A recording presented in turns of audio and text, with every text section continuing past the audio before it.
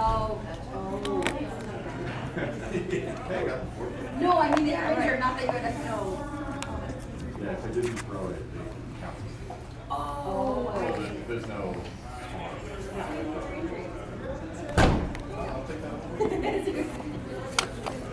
I was like, there's no people.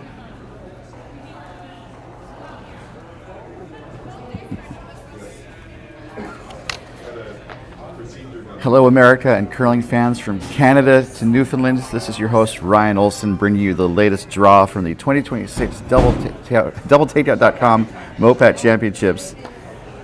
We're coming to you live from the Coyotes Curling Club in Tempe, Arizona. And we are getting set for our MoPac morning draw as part of a Saturday quadruple header that will determine which teams advance to Sunday's playoffs.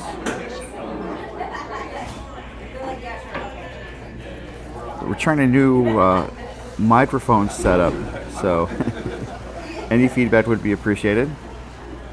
It does sound better to me, but who knows? On the ice, this draw, we have a men's draw featuring Team Meyer from the San Francisco Bay Area Curling Club.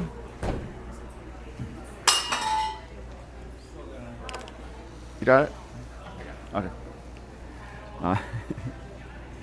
And taking on Team Tait from Coyotes Curling Club. We can see that Team Meyer is in the hack, so that means based on the draw shot challenge, Team Tait will have the hammer advantage in this opening end. So the broom is down, and we are about to get underway here as Team Meyer is playing with 3 this draw. We have Adam Price in the hack, throwing the first 3 rocks. The Vice, Stiep, Jim Muyo will be throwing the second set of stones, and then the final 2 stones, of course, will be thrown by the Stiep, Will Meyer. Rocks in play, we are underway here. We got a lot of great action today. Our featured game, of course, on the MoPac YouTube channel. If you want to see the action on the other 3 sheets at the club, you can check it out at the Coyotes Curling YouTube channel. We also have the links at the on bonspieler.com. So Adam draws in with his first stone, and now we're going to see the first look of the lead of Team Tait, and that is going to be Brendan Fulland. The rink of Sean Tait. Oh, looks like they did a hit, by the way. The rink of Sean Tait includes Brendan Fulland at lead, Woody Woo at second, Wayne Fleming at third, and Sean Tait, the Stiep, at fourth.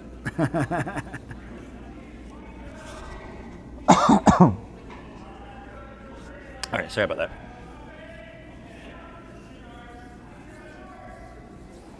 So next start coming from Adam Price. A name so nice you say it once.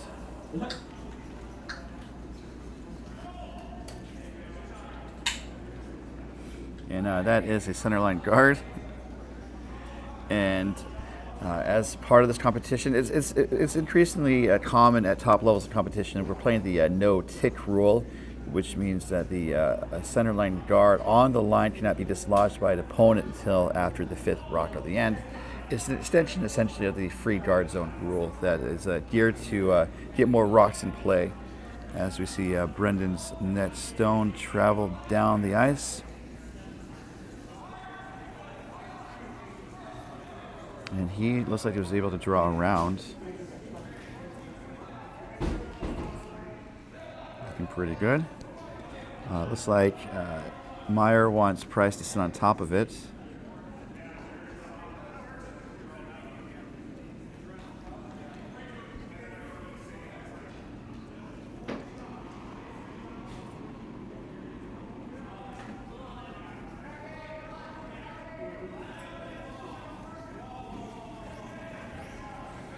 It's a challenge to play with three. You have the advantage of having like another shot per end. You know, 3 rocks for each the first and the second throwers.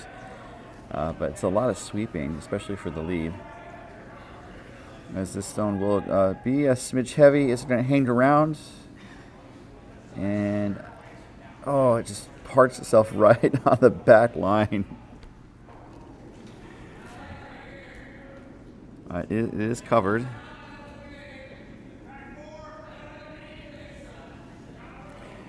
And now we see our first look at Woody Woo. The second for Team Tait.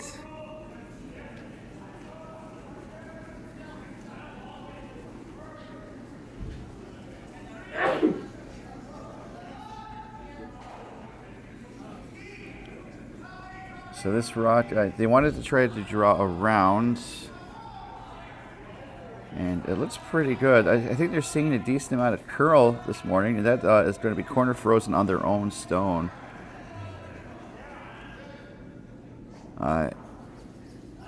Meyer could, I think, peel it, but he's opting to peel the guard, which makes a lot more sense.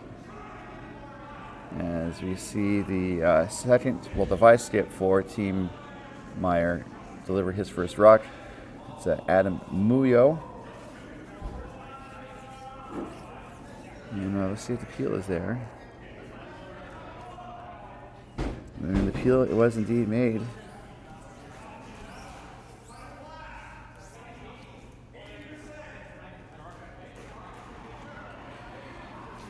Interesting end developing. It's been common this weekend to see people do a lot of go into a takeout game. And it looks like we might be shifting to a takeout game. Although we'll see what Woody does with the second shot here. I think he might put up a front stone or a guard. I think it might be hard to blink this end just because there's 3 rocks in the rings and there's a decent amount of separation between the stones.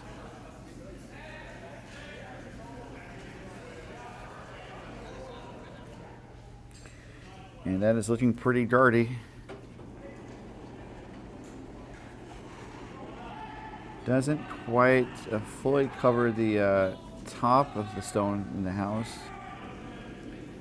But it looks pretty good, and Muyo is going to be asked to peel once more.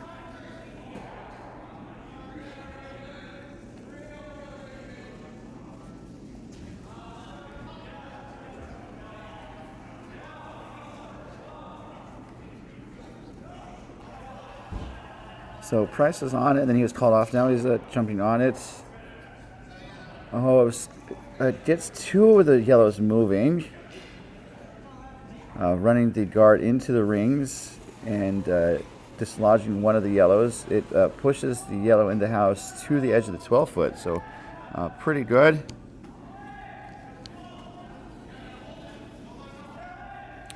Does clear the guard, which was the primary goal of that shot.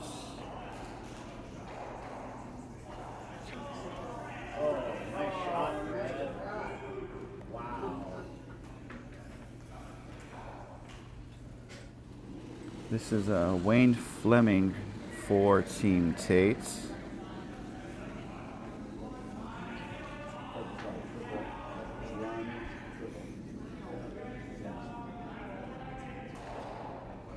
I believe looking to put up another front stone.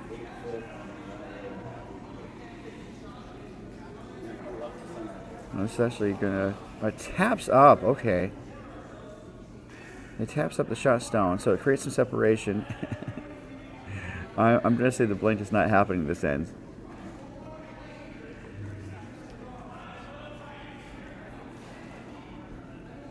So we're looking to see an in-off. Hit the shot stone in the top 8-foot and then roll back onto one of the stones in the back of the house.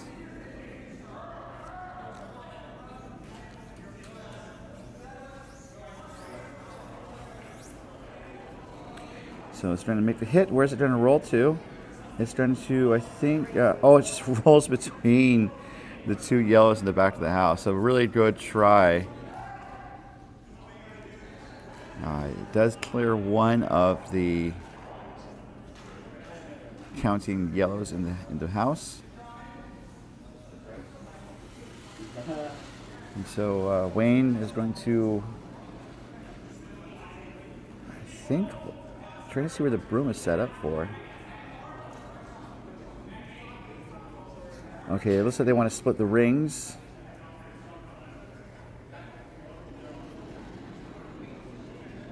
Weight looks okay.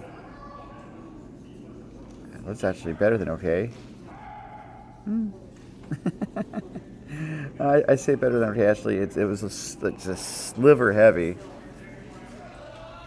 And it does settle on the back line. It does look to outcount the red that is on the center line, back 12. So Tait is sitting 3, it appears.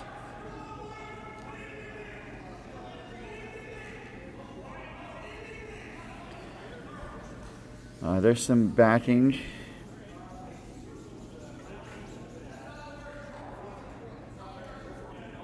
So it looks like Meyer wants to draw on top of the shot stone on the left side.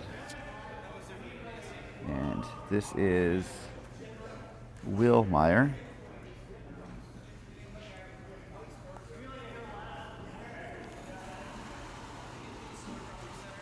Asked for slightly less ice.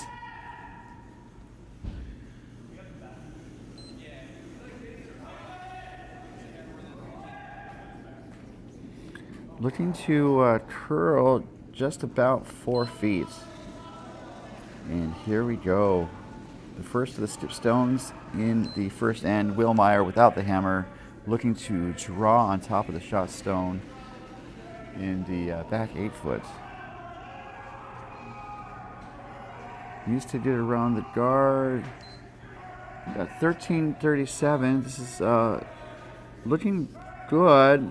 Just looking for a little more curl. It's not going to curl up as much as they had hoped. And Tait just pushing it through and gets it to the back 12. And it looks like it's out counting 2 of the yellow stones, so not a bad shot. It didn't curl up as much as they had thought.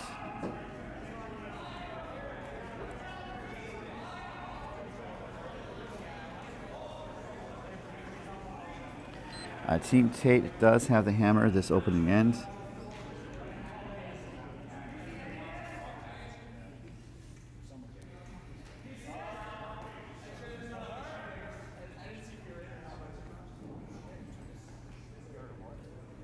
Thank you again, everyone, for tuning in. Trying a new microphone setup, so if you have any feedback, let me know. There's been times where I was talking for an entire day and no one told me that the mic was turned off. And that was a little painful.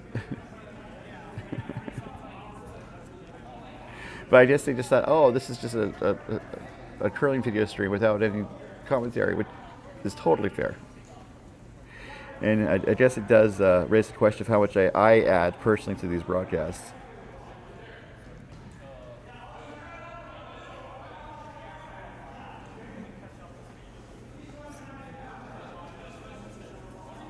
So we are in skip stones. Team Tait was talking about the shots. It looks like they've settled on drawing as Sean Tait delivers his first with the hammer here in the first end.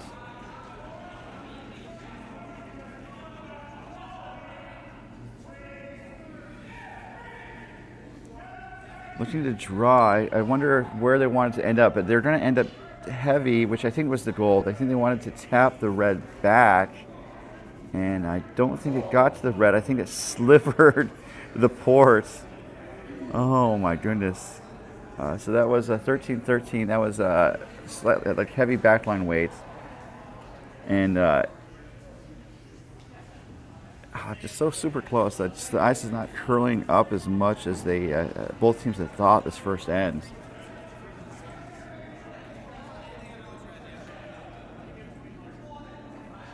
So they're going to try the draw again.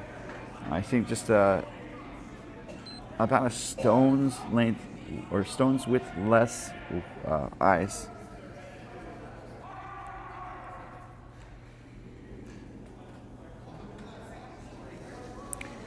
As Will Meyer delivers the last shot for him this end, no hammer. Oh my gosh, Muyo's coming out to help. So I guess really worried about weight, and I would agree with him on that. Needs to get around the guard, 15:07. So I think they that may have been the backup plan to draw under cover, and that is going to be good for second shots. Good sweep, 15:07. Not going to outcount the Tait stone already in the rings, so that means Tait has an open draw on the right side for 2 points.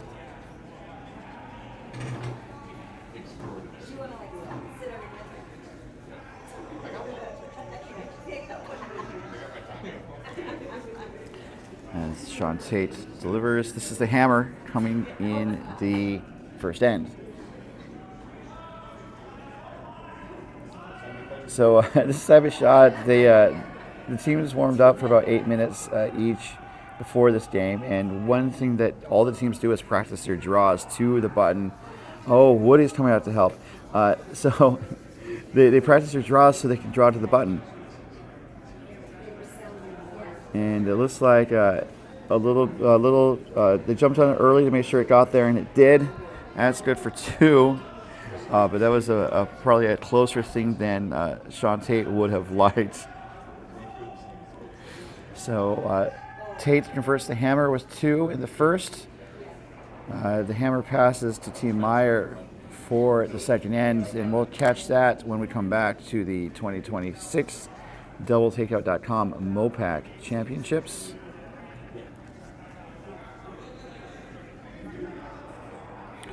And ongoing coverage of this event is being brought to you by DoubleTakeout.com, offering statistics and information, including rankings of the top men's and women's teams from around the world at DoubleTakeout.com. And by Curling.gg, proud official sponsor of Team Canada's mixed doubles champions Brett Gallant and Jocelyn Peterman. And by Endgame Curling. Elevate your game with Endgame Curling. Learn more at endgamecurling.com.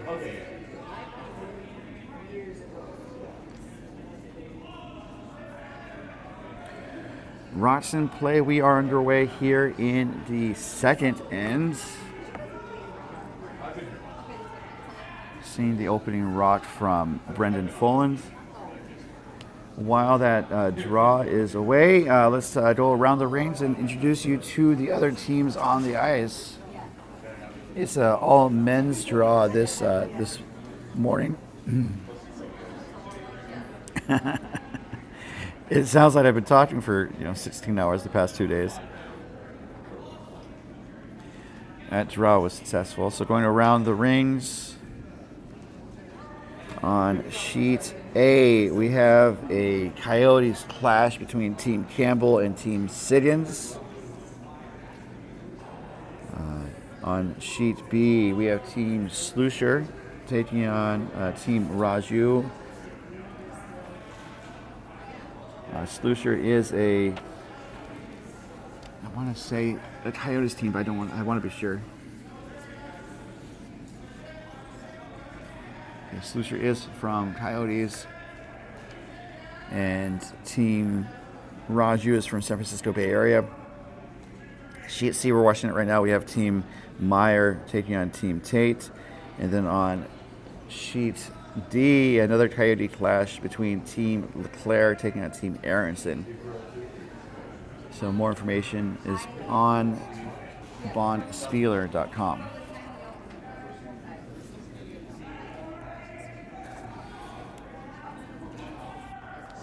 So, catching up on our feature sheets.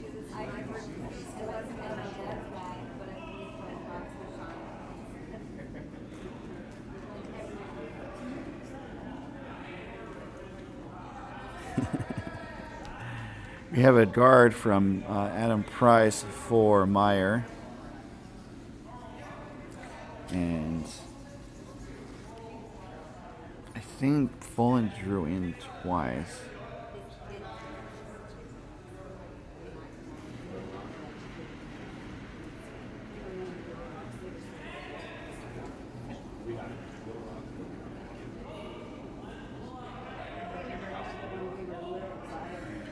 So Adam's second stone is away.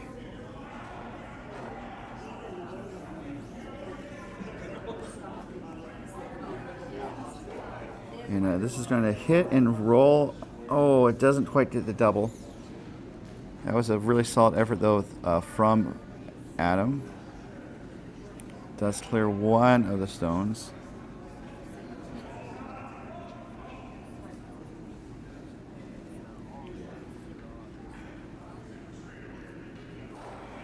And then now we're seeing the next stone from Woody.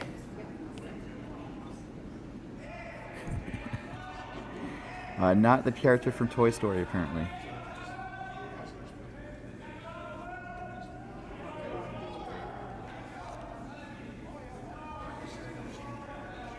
And he's looking to put up a guard, it appears.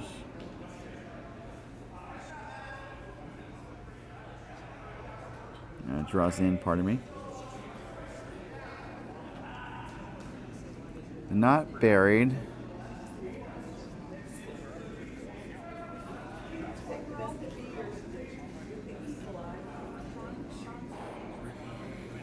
Adam Price with his third. Again, Team Meyer is playing with 3 this morning.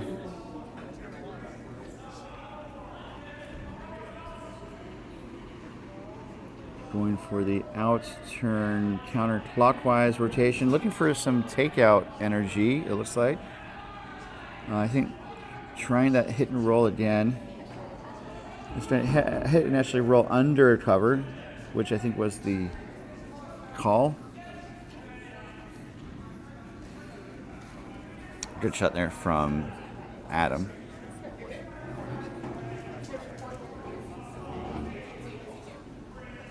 So now the broom is down to Peel.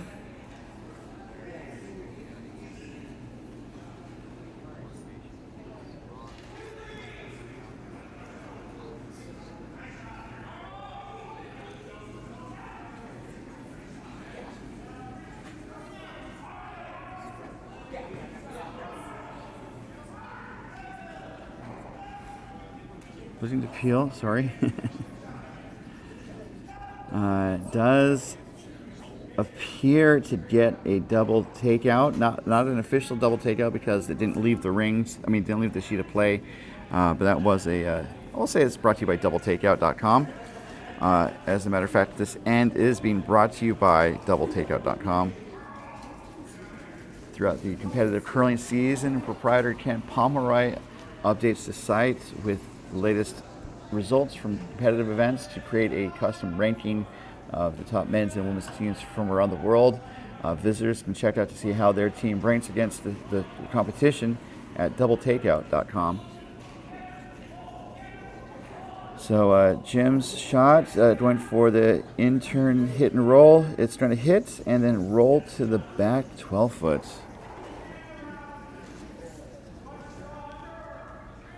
Does hang on for shot because it's an otherwise open house.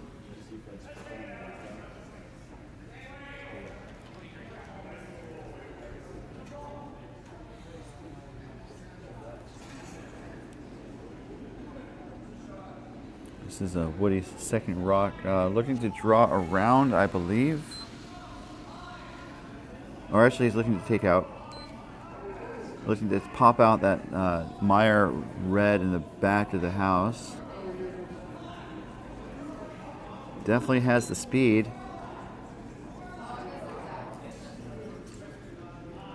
It's going to hit, and the shooter's going to roll away, but good shot there from Woody.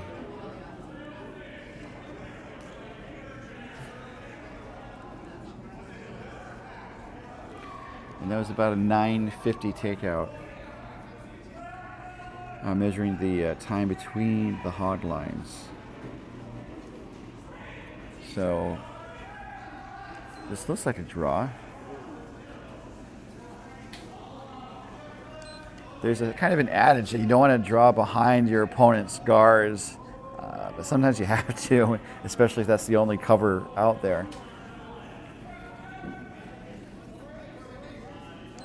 Looks like it's carrying a little bit, got 13-16, so based on our past time measurements, this is going to be back to the house, if not through, and indeed that is going to go through the rings.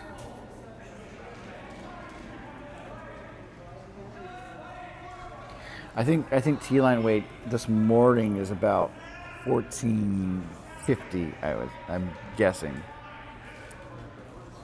As we have a fairly open house for Wayne Fleming, he's going to take the draw on.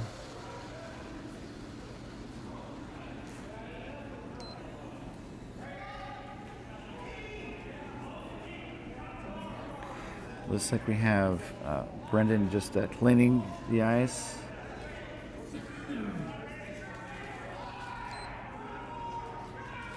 As they're just kind of ushering it down the ice. The time was about 13:72, and so this is again going to be a little on the heavy side and go out of the rings. So I think both teams are finding the center is a little bit faster than they were expecting this morning. As we have another crack at the draw around the guard. So I think 1450, even 15 seconds flat would be a draw time. Although pulling the string a little bit, and so Will comes out to help. Question 1553. So this could maybe get to the top of the house, and it will. Thanks to Will.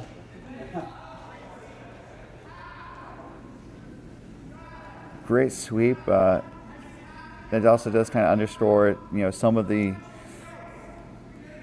challenges of playing with three, because sometimes you need the extra brush, and it's tough because the skip has to decide when to help or when to stay back and keep an eye on the line, because sometimes the line is more important, or it's the most important part. So we are to skip stones already. How do we do that?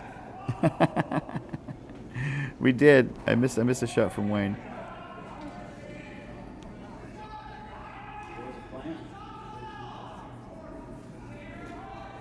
So looking to take out one of the yellow stones. Sorry. It gets around the guard and does pop out the yellow Team Meyer stone. That was a good shot there from Sean.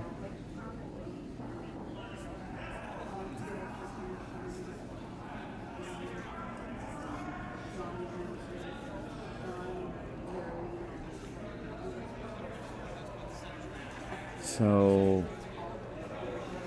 Will Meyer set up to hit.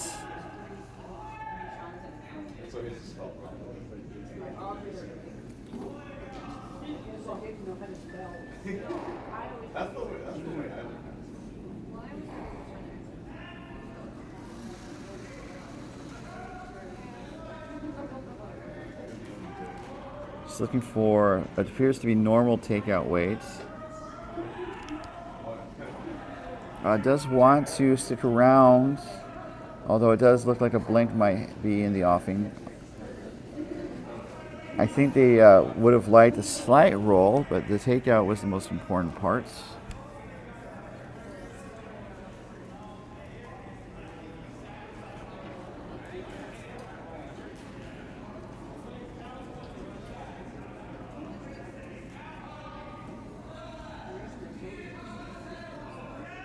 So Fleming has the broom down for his skip. And just looking to hit. I think they would like to hit and maybe roll if they can. Although based on where the broom is, I think they're looking to maybe roll to the right from this view. As Sean Tait gets set.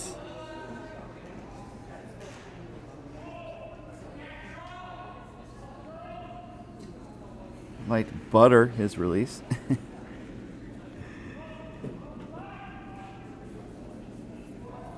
And This is going to hit pretty close to nose. Actually, it does roll to the outside as I was thinking it would.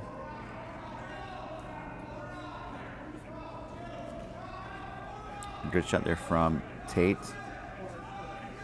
So the blank is on the page or on the sheet as a possibility. It's a blank page.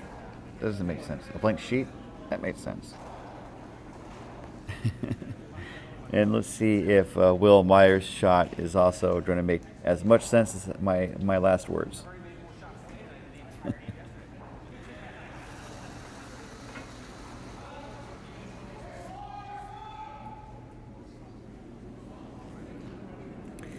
So Adam's on it, looking to hit and roll out. This looks like it's starting to hit. Oh, it rolls in. So I think it may have just curled a little bit more than they were anticipating. Not a bad outcome, but not what they wanted.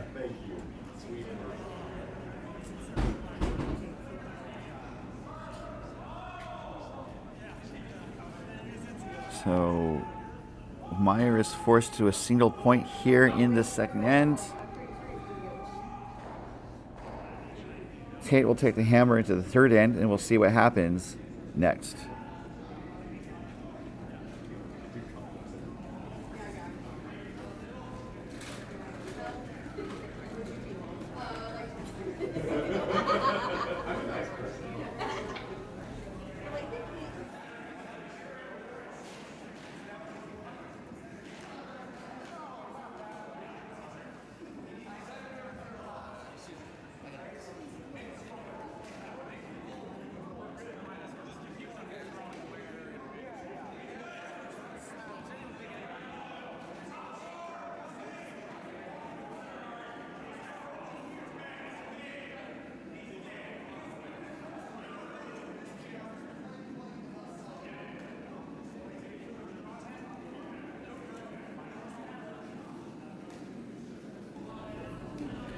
Welcome back to our coverage of the 2026 Club Playdowns, brought to you by curling.gg. Opening ruck here in this third end as we see Adam Price draw, looking for a guard, I believe.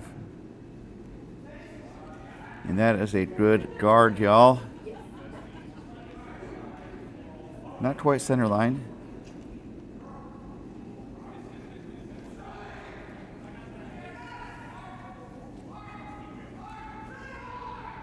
And then Brendan Fulton's opening stone. He's been curling for 4 years. That's all we know about him.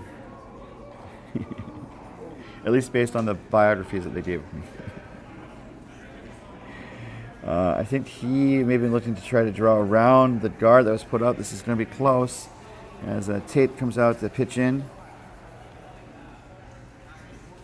And it is about a third, 20% buried.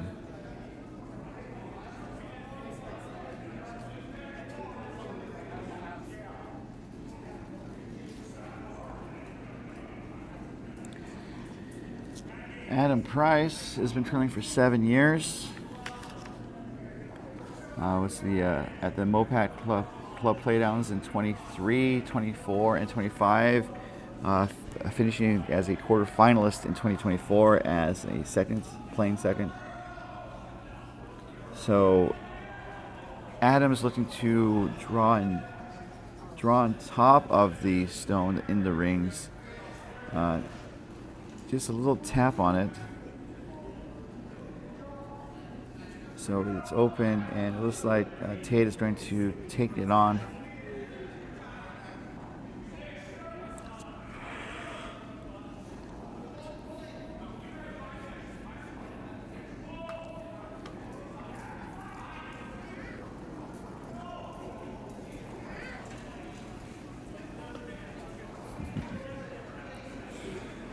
And this is going to be pretty close as it does clip the red, and the shooter's going to stick around. I say pretty close. I was thinking of the possibility of it jamming, but it did not jam.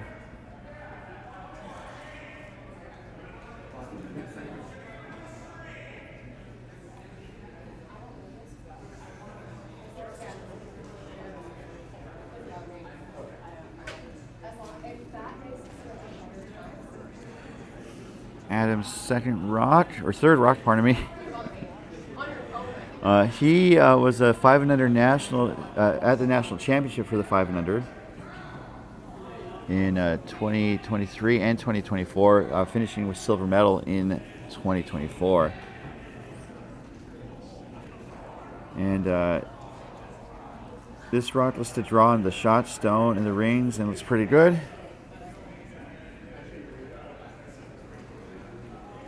Pretty well frozen. Coverage of this end is being brought to you by curling.gg. Curling.gg is growing fast and has partnered with Jamie Sinclair from the Curl Up with Jamie channel to bring more curling insight to fans everywhere.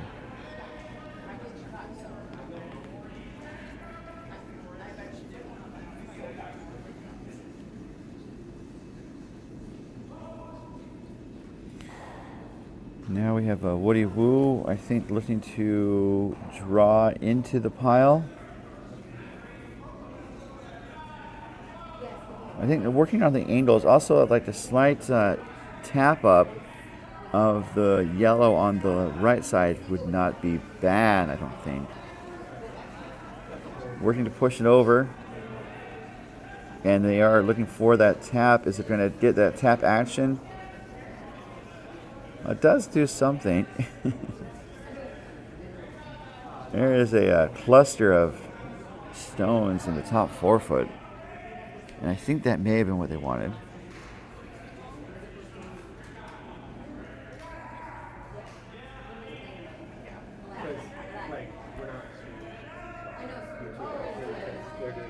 So looking to draw into the pile again.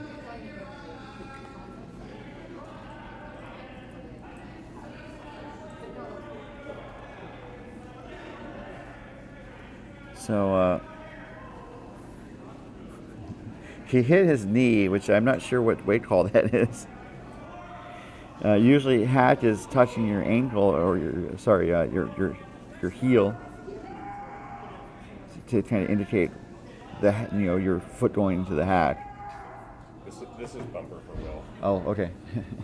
So someone let me know. Kevin, let me know that it's bumper weight. So looking to move some stones here. Over curled. Let's see where it ends up. So it taps the top yellows and gets one of the yellows out of play, and then the shooter rolls to the edge of the 8 foot. So a pretty good outcome for Adam.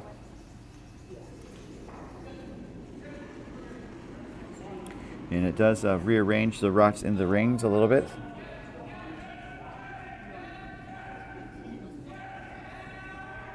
So it looks like yellow is shot. 1 second.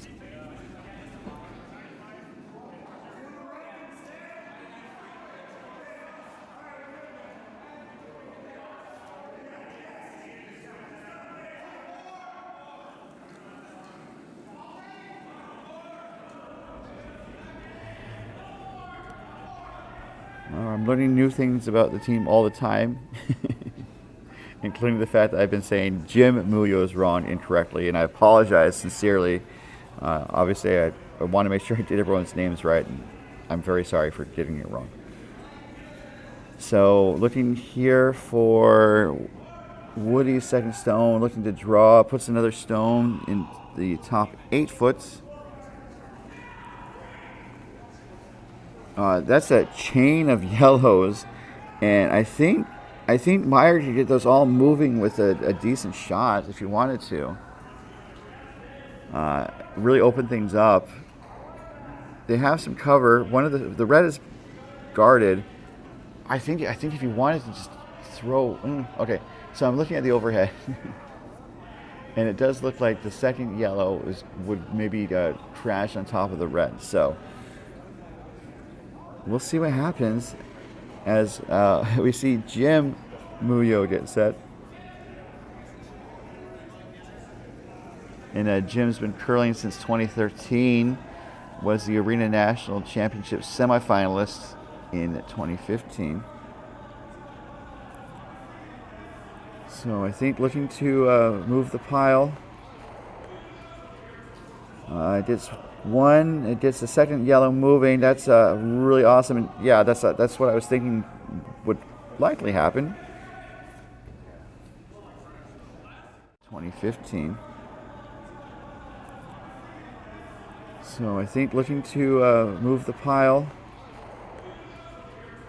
It gets one. It gets the second yellow moving. That's really awesome. And yeah, that's what I was thinking would likely happen. And that double takeout was brought to you by doubletakeout.com. As we are to the solidly in the third stones, as Wayne Fleming is set, I think looking to draw and maybe tap the yellow shot stone back slightly and sit 2.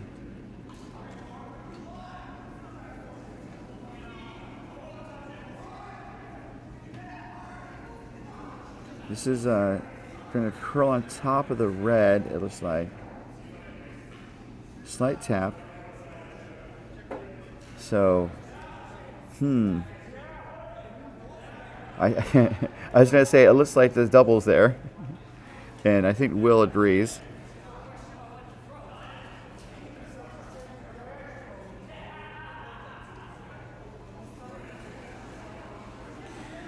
So basically he wants to hit on the inside of the yellow and basically kind of get just don't do both yellows moving.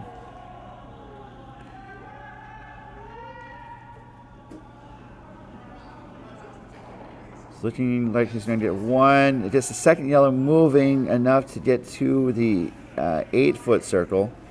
So not a double takeout, but I would say almost as good. Because also that yellow provides some backing for Meyer or Tait as the end develops.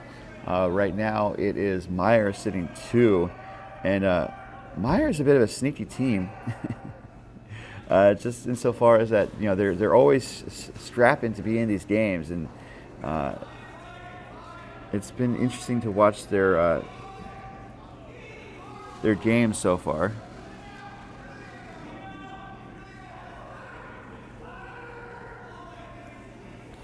So Wayne Fleming's next rock. Looking to just start, I think, attacking the reds, but it's going to actually crash on the red guard. And good effort from Fleming, just a little tight on the release, I think. It does clear the guard, though.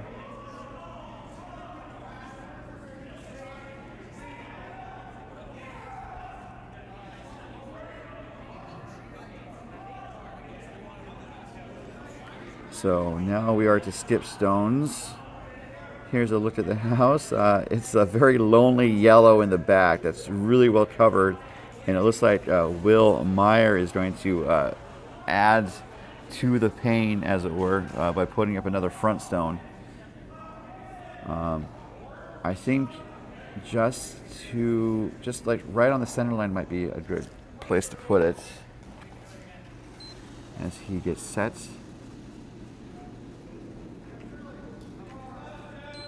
Going out a little wide for what I was thinking.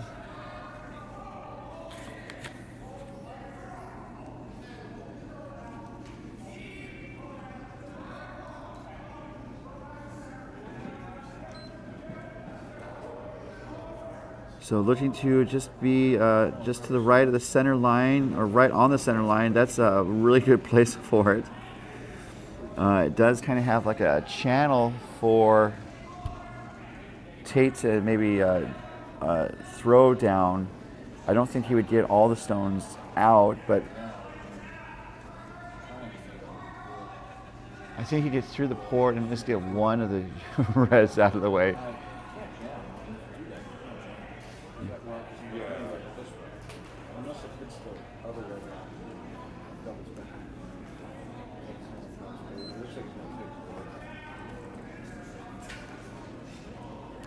So that looks like a really good guard from Will Meyer. And I think looking to peel, I think possibly running back the red. See if he can get some stones moving. I don't know if he's really set up for a run back.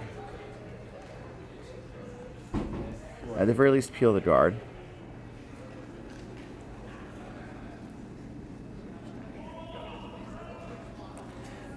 Has the weight to see some stones move.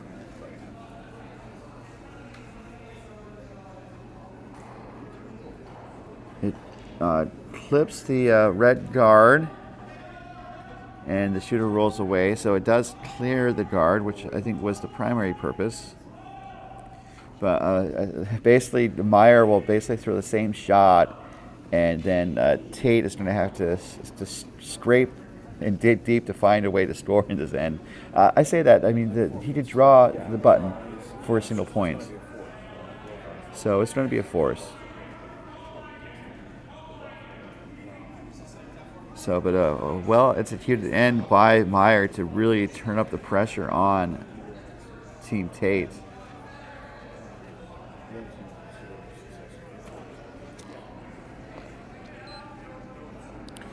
So once more with the guard, this is Will Meyer with the last shot without the hammer here in this third end.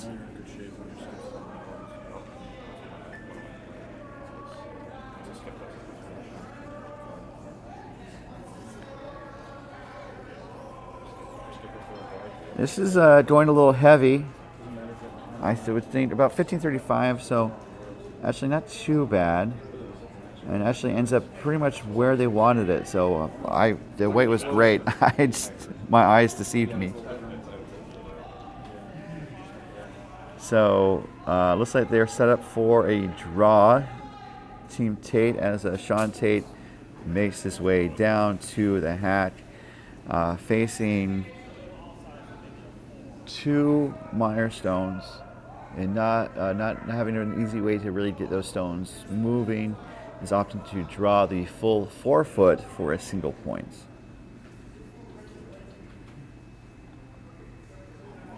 So this is the sequel to the song "The Heat Is On, The Force Is On," and it was not a very popular song,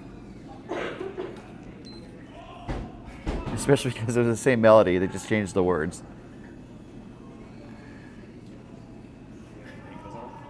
The Force Is On.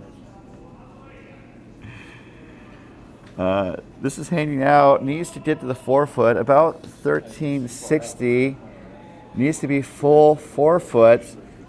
It's not going to come back, is it? It does not come back. That looks to be a steal of 2. Oh my goodness, the weight was good, just a little further out than they needed to.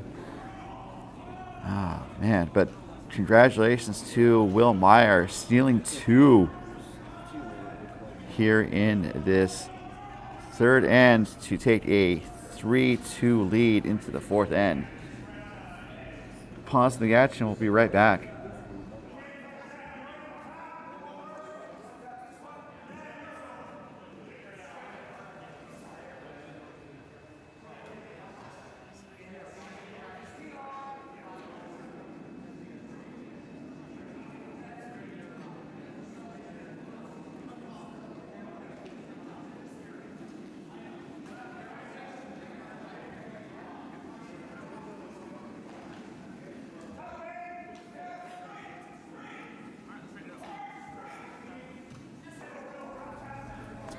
As we are about to get started with this fourth end, we're going to take a 5-minute break after this end.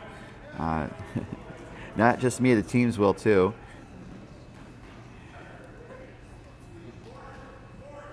And before we do that, let's go around the rings to see how the games in progress are faring. As we see Adam Price get set. On sheet A, the story was just posted. We have Team Siggins from Coyotes taking on Team Campbell from Coyotes. It's a Coyotes clash. And right now it is Team Siggins up 3-1 over Campbell. And this is going to be a good guard, y'all, for Adam Price. on the center line. The no-take rule applies. On sheet B, the contest between Team Slusher taking on Team Raju. They traded threes back and forth. All square at 3 after 2. Sheet C, you guys are watching it right now, I hope. Currently 3-2 in favor of Team Meyer over Team Tait of Coyotes.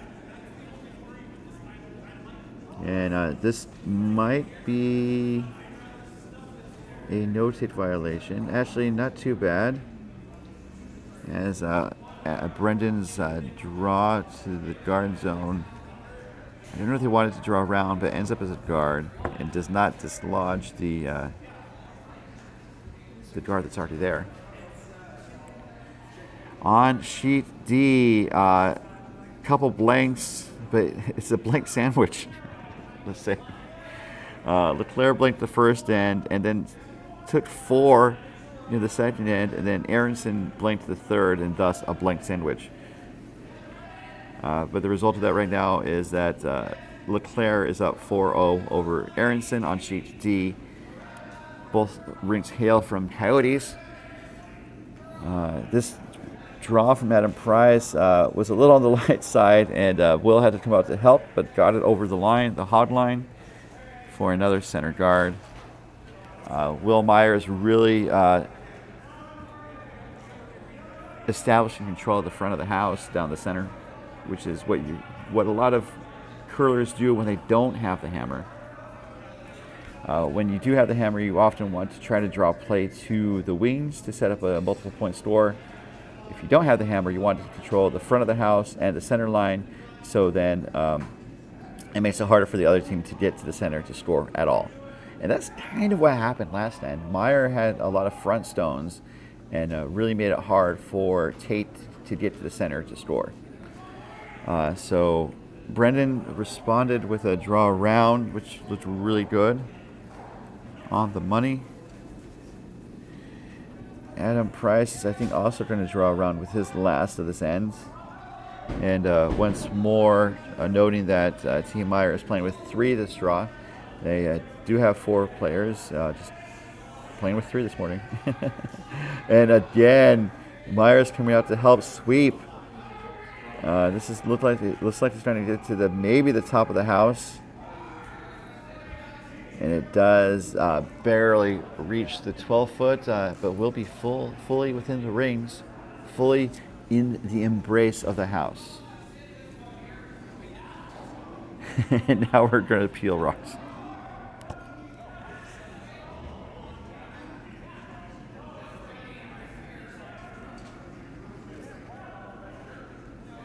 This is Woody's first rock. Looking for some cleanup on aisle C. Looking to hit and roll wide. It does. One of the shooters goes away. That does seem to block the draw path on the left side. So it's possible for Meyer to maybe tap up with, let's say, board weight. And that is what they're doing. He hits his hips, and that's board weight, right? To hit his hips for a takeout? Yeah. Oh, it's control weight. Okay.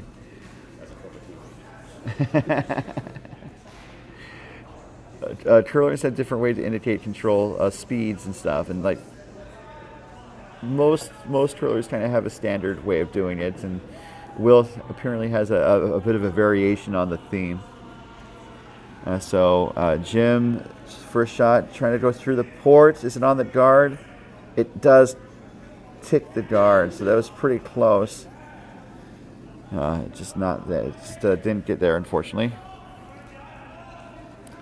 So now, curious to see what Tait does.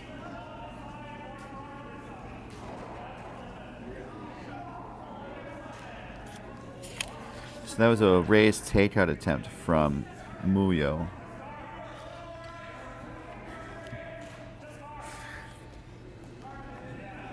So there's basically there's a corner guard on the right,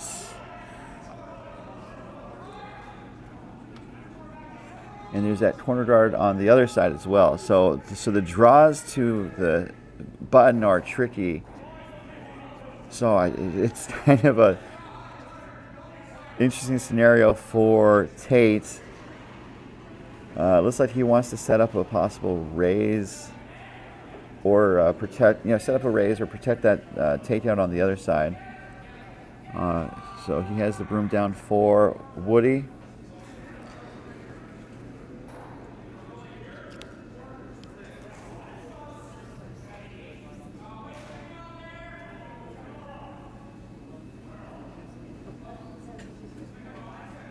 Looking to draw between the ports. Sweepers are on it. This is looking pretty good. It started to swing right there, but it looks like he did get there. Slightly under the cover of the center guard. And so Meyer is asking Muyo to try the control, weight, raise, takeout once more. I think maybe just slightly more ice, just a titch.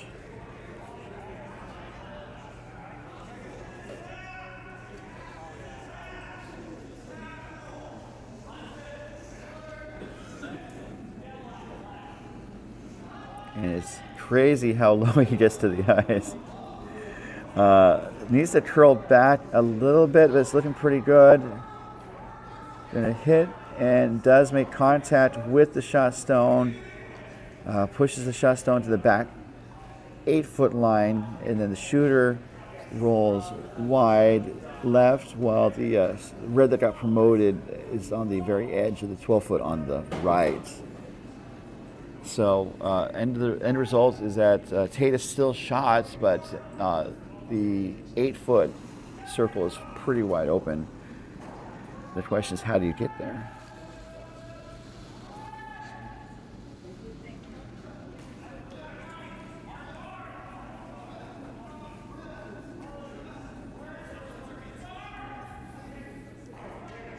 Woody setting stone, looking to cement control of the front of the house, and this looks pretty good. It does look like there is a draw path, perhaps, or go do a takeout. Actually, looks like he can go through the port center hour to take out the Yellowstone and sit shot. Also looking at maybe raising the red, it looks like. Lots of options. And you can see there's clocks in the background. These games are being timed. Each team has 30 minutes of what's known as thinking time. The clock starts when your turn begins, and it stops when the delivered stone crosses the T line. So right there, the clock would have stopped. So looking for the takeout in the back, going through the port. This looks like it's going to be on the yellow guard, and it does tick off the yellow guard and promotes another yellow guard into the ring. So a miss, unfortunately, there from Jim.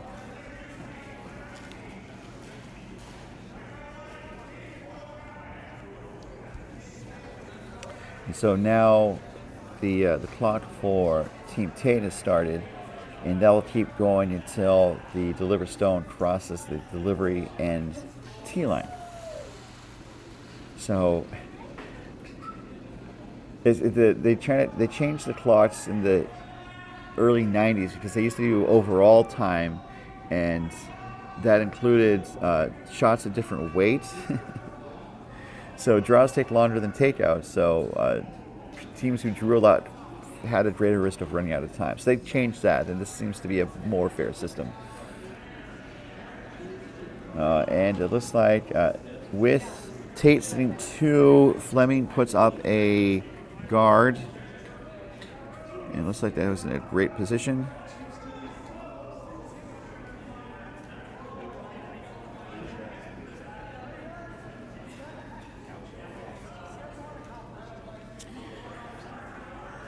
So teams have 30 minutes of thinking time to play 8 ends, and so ideally you want to have around 15. You want to have over 15 minutes at the fourth end break, so you have enough time to play the game, as it were. Teams also have a 90-second timeout during regulation, and should the game go to an extra end, there's additional time allotment plus an additional timeout. There's only one timeout allowed during the extra end, so you can't like take the timeout from regulation and carry it over. So we are to Stipstones, and I'm trying to keep statistics on the shots, and I'm missing shots for some reason.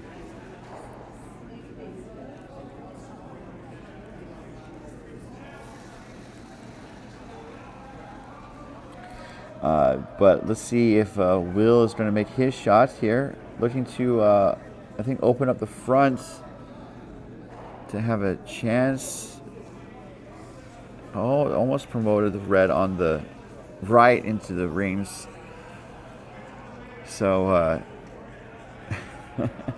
just as Meyer was in control of the third end, it is Tait who is in pretty solid control of the house this fourth end.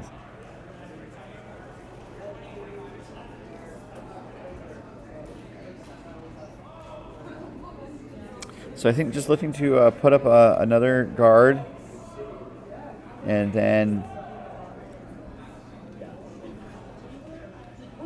I think Meyer might possibly try to raise a red into the rings or try to draw around. As Tait's first stone is away, I think looking for a guard.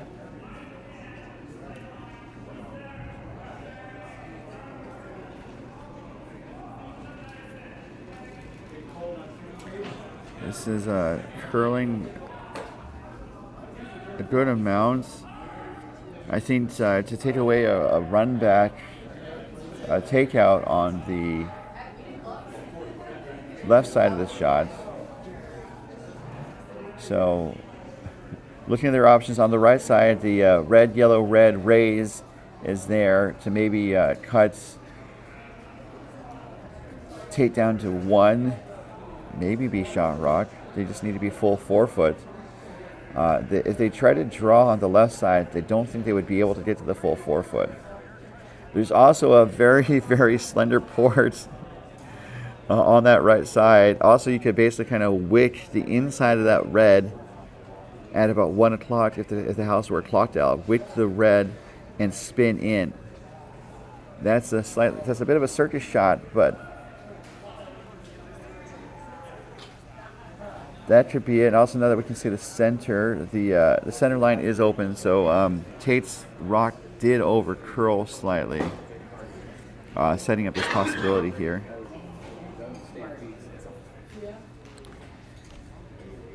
So looking for takeout action. Control weights could make the double here as Meyer makes last minute adjustments.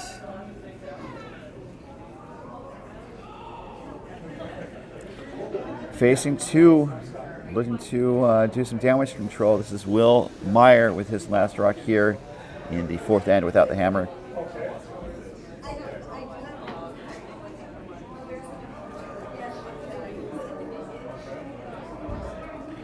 Working to make sure it doesn't get on the guard.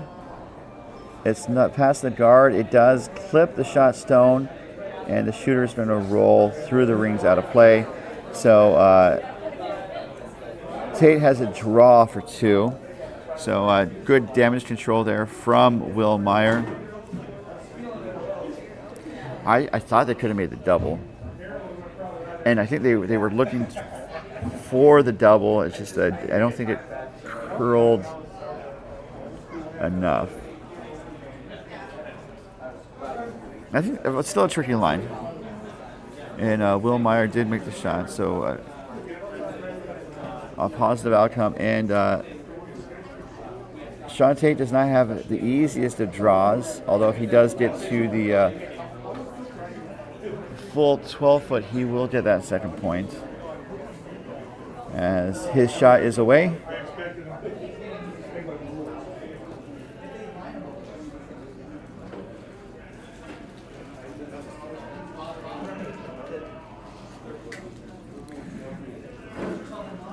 We can also promote one of the yellows into the rings if it comes to that.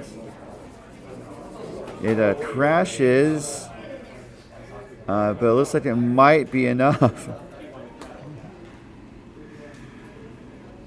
And indeed, that does appear to be 2 for Tait. So not the easiest way to get 2, but he did it. And so it will retake the lead. The score will be 4-3 headed into the halftime break. I'll take a pause in the action, and then we'll be back with the second half of this morning's very exciting game between Team Meyer from San Francisco Bay Area Curling taking on Team Tait from Coyotes. We'll be right back. Ongoing coverage of the 2026 DoubleTakeout.com MoPac Championships is being brought to you by DoubleTakeout.com. Updated throughout the competitive curling season with the latest results to create a custom ranking and unique statistics about the world's top men's and women's teams. More information at DoubleTakeout.com. And by Curling.gg. Curling.gg just launched a new beta feature that lets you upload photos and recreate real curling scenarios. Available to check out at Curling.gg. And by Endgame Curling. Elevate your game with Endgame Curling. Learn more at endgamecurling.com. We'll be right back. Well, I was like halfway down. I'm like, can we play the top?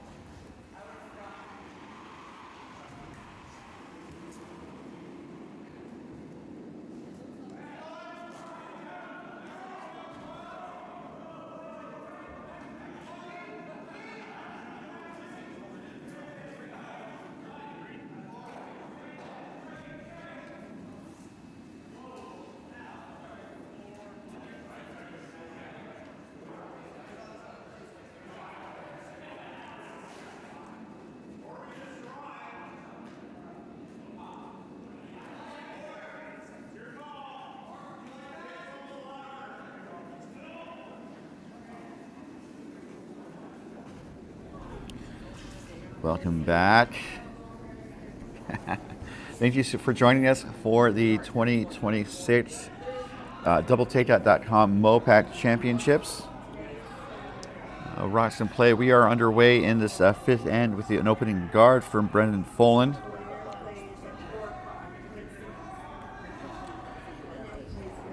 Really exciting game so far, and hoping for a great second half after teams had a chance to take a break, grab a quick snack, or talk about how this game's been unfolding so far.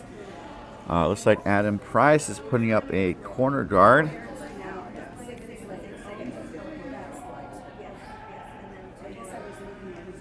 Although again, Will's coming out to help to make sure it gets over the line. And it doesn't look like, did it get there? Sean Tait's coming out to take a look. They do have a tool to test the line.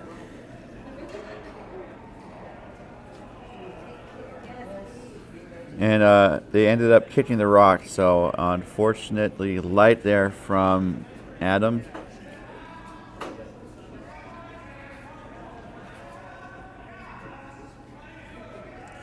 My fourth end break snack with some trail mix, a little bit of water, and a piece of peppermint bark. 'Tis the season.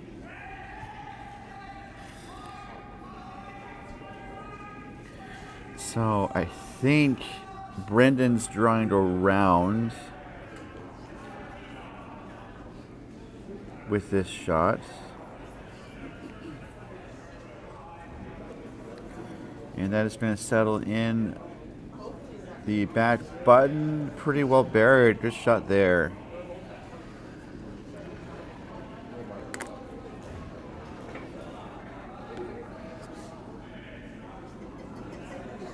Coverage of this end is being brought to you by Endgame Curling.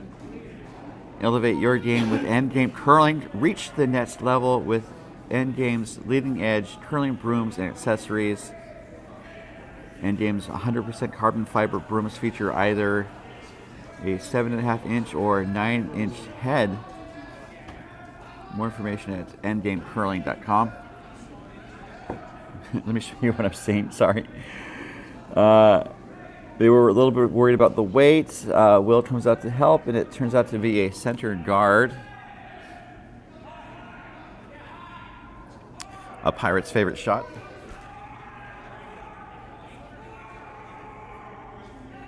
Lots of yelling on the ice this draw. As Woody Woo gets set.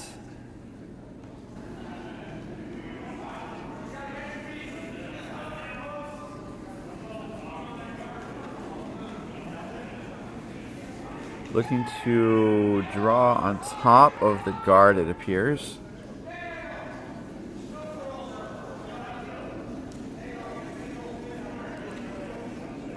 And this is looking pretty good. I think they wanted it a little tighter to the red guard, but it's really solid and is pushing Will to try to peel the guards.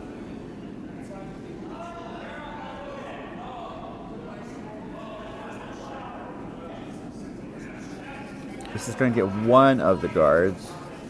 Maybe, oh, what, did it float? Or maybe just a little heavy. So I thought it was going to like really smack one of the guards, and it just kissed it like a grandma at Christmas time, and it just moved ever so slightly. So the two cards are still there, but they are off center. So that is possible use to Meyer later in the end.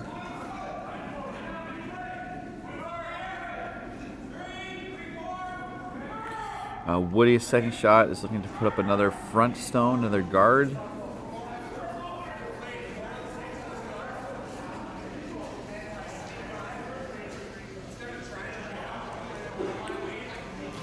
And this rock will end up really well positioned. You can see that it's slightly offset from that red rock, and so Meyer can get to it, so he's put a broom on it and asking Muyo to get him moving.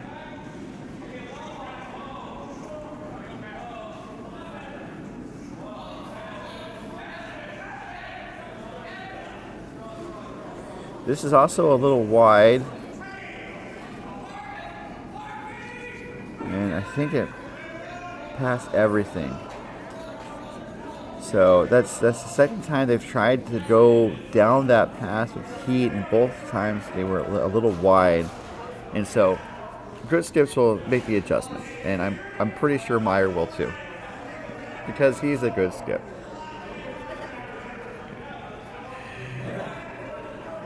So looking at the possibilities, I think Fleming is going to put up a guard to take away that run back or that peel, and that does seem to be what is on tap.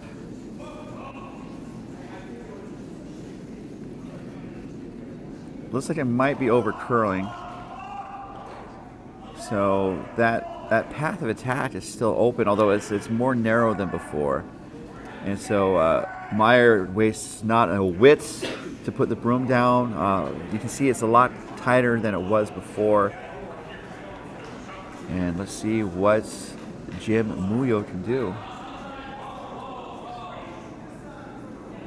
So this looks pretty good. Maybe a feather wide again.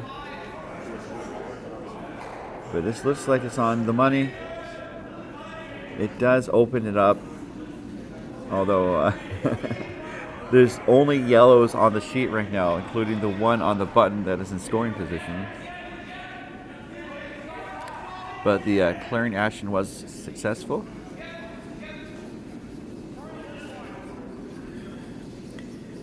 So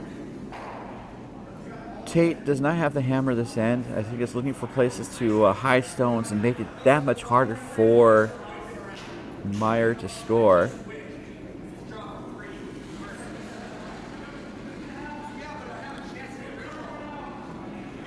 And so I think they're doing I think they're trying to block the shot rock. Is kind of, I think, the approach. So it looks like it wicks off of the yellow guard and rolls wide left. So unfortunately did not get to where it needed to. And so basically Muyo throws the same type of shots down the port, and it's going to be an open house, and it's going to be pretty tricky for someone to get in to a prime scoring position just based on how many guards there are. This is Jim Muyo's last, looking for the takeouts.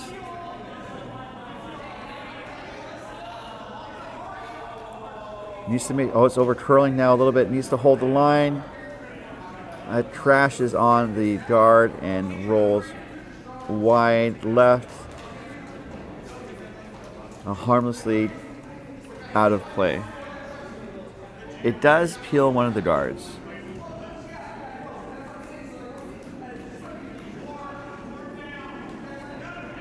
And so that shot stone is more exposed than ever. More exposed than a photo in my old photo album. Film cameras are so tricky. It's amazing how many shots I had that were double exposed, because the crank that advanced the film didn't always advance the film. I can chuckle because thankfully I don't think I had any important shots that were marred by it. Although I did one time try to take a photo of my university's chancellor throwing out the first pitch at a Padres baseball game, and the photos were double exposed and thus unusable, which is disappointing, although I did get to briefly run into Tony Gwynn, and that is not quite a metaphor. I almost ran into him literally, and that would have been disastrous if I did so. But thankfully, I did not collide into Tony Gwynn and injure him late in the season in 1997. But that was fun, even if the photo didn't turn out. So that guard from Tait looks pretty successful. It definitely narrows the ports to the point where it's not passable. And Will is booking it down the ice. Looking to peel some of these guards just to have a chance to get to the house to score. Right now it's all yellow in the house, out of the house.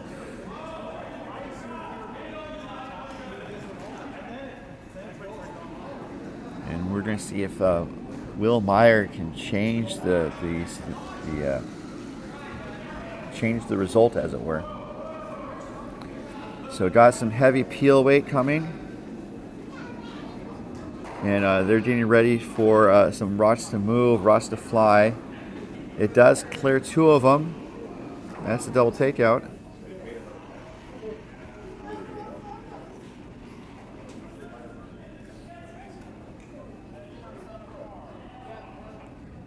Fighter. Sorry, I jinxed you.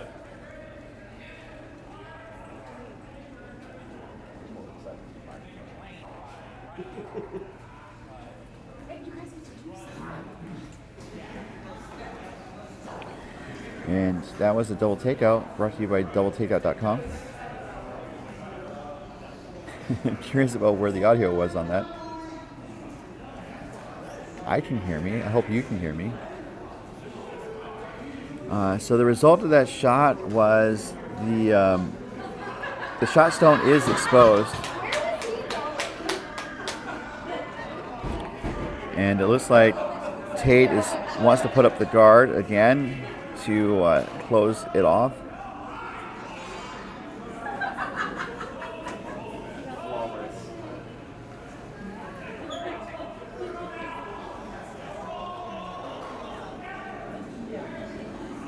So it looks like they hit one of the guards and rolled in to the center.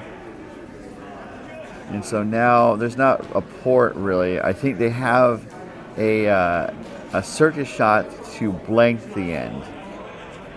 That or just give a single point here. That's not what you want to do, but you have to weigh the risk-reward factor. So the risk right now. So the reward is to blank the end. The reward is to hit that yellow. You can see where Meyer is looking at it right now. Hit that yellow onto the shot stone and get them both to spill from the rings. The reward is a blank. The risk is giving up 2. Right now, it's 100% going to be a steal of 1. So do you take the risk to give up 2 to blank the end? And that seems to be where they have the broom down for. That was a good guard there from Sean Tait, by the by.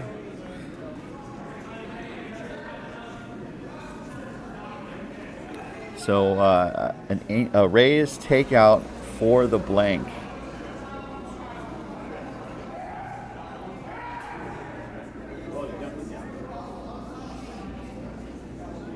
And this looks like it's inside. Oh no. So just some pinball action. No, that one was flying toward the boards. Yeah, that's what I thought. They only got one. Yeah, it only was. I didn't see that. Yeah, the running rock was flying. They had stopped it. Yeah, Sean stopped it. No, this isn't bumper clearly.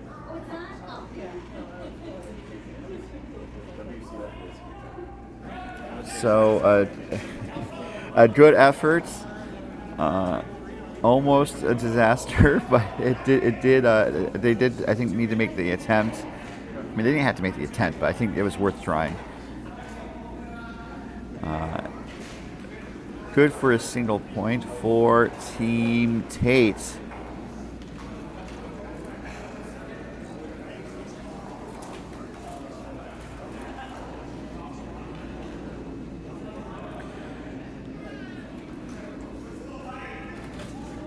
pause in the action. We'll be right back as Team Tait has a 5-3 lead over Team Meyer.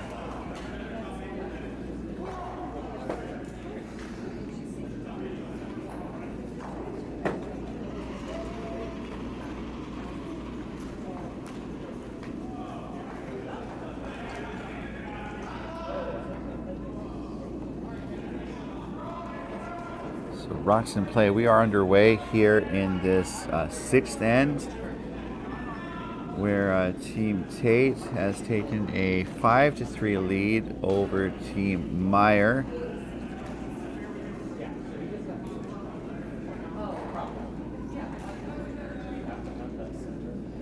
And this is going to settle in the back of the house.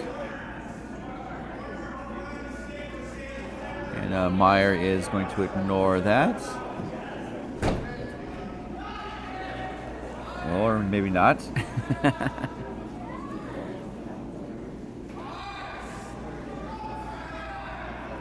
We're going to go around the rings in just a moment to update the scores on the neighboring sheets. Adam Price's first rock is away.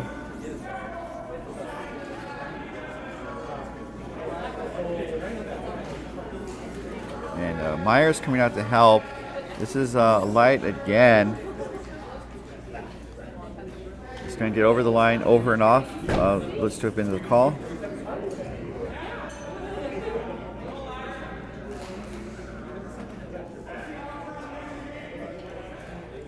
It does turn into a guard.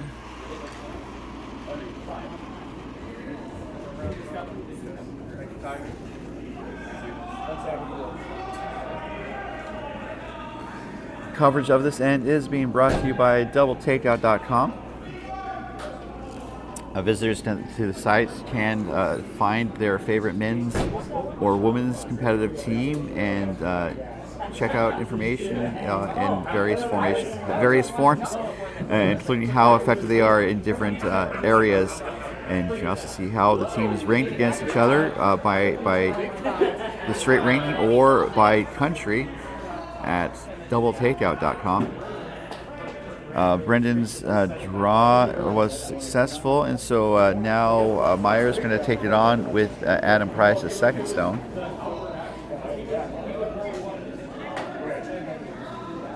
So through 5 ends,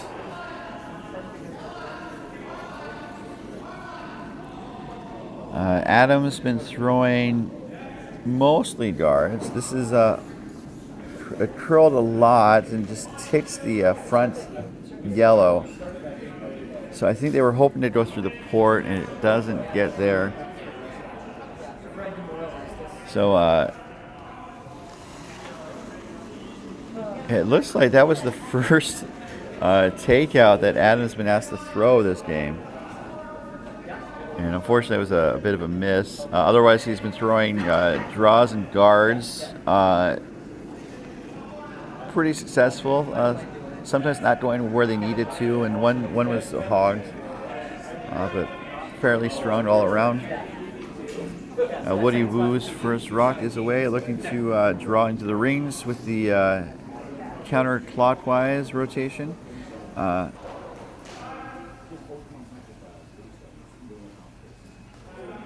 That's going to settle in at the top of the house. It looks to be biting. So Will is going to take it on. He could do like a slash, not a slash double, but an in-off double on the left to the right. For the first 5 ends, Brendan Foland threw 70% draws. He was 100% on his takeouts and hits. Although I have a draw, so maybe he was 80%. 80% draws. This is Adam's last rock. Going to take out one of the yellow stones. Good shot there.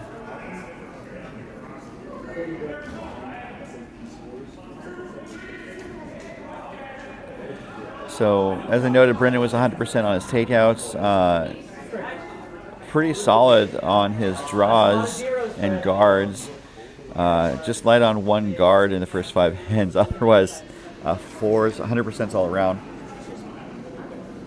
This is Woody's second shot.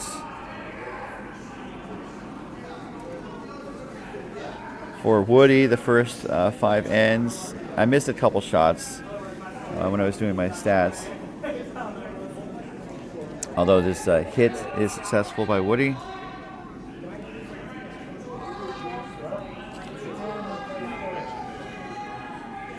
For the first 5 ends, Woody was leaned like just over 50% draws and guards.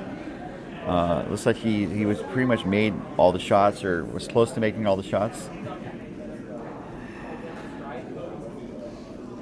And then he's thrown like Tait has a mixture of interns and outturns for the players. Meyer has had Adam Price throwing kind of mostly outturns. So going to hit the inside of the guard yellow, trying for the double, but didn't quite get there. Does clear the guard. So the broom is down to peel, it looks like. I'm curious about why he's going to peel that. I guess just a matter of making sure there's nowhere for Meyer to hide a stone.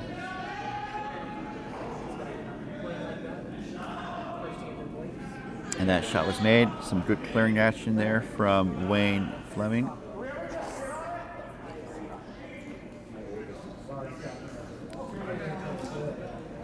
So for the first 5 ends, Jim Muyo has thrown mostly hits. It's been kind of a challenge. I think he's had to do some cleanup, just like he's doing here. This is going to hit. This is going to roll on top of the other stone. It's going to roll under, it appears. So another good effort there from Jim to try to keep a clean house. We do seem to be headed to a blank this end.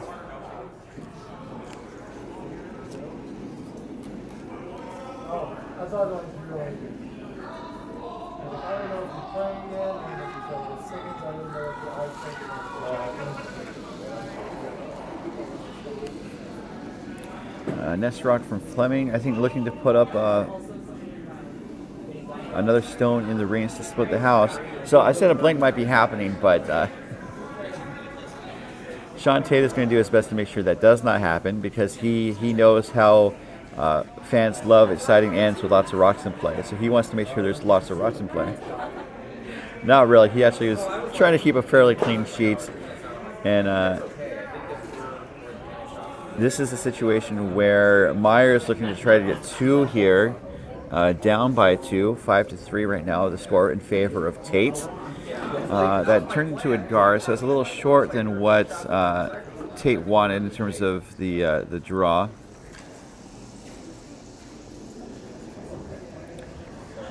And this is a draw coming from Muyo, kind of being asked to dial down the weight after throwing a lot of up-weight shots this end. And that's always a challenge in the game, is that if you kind of get amped up and you have to dial it down. And did he dial it down too much? As both Will Meyer jumps out to help, it looks like it's going to maybe get into the rings, but they're going to need to. Ooh, it crashes on the guard. So they just need it. Like, so he pulled the string back just a little bit. Oh man.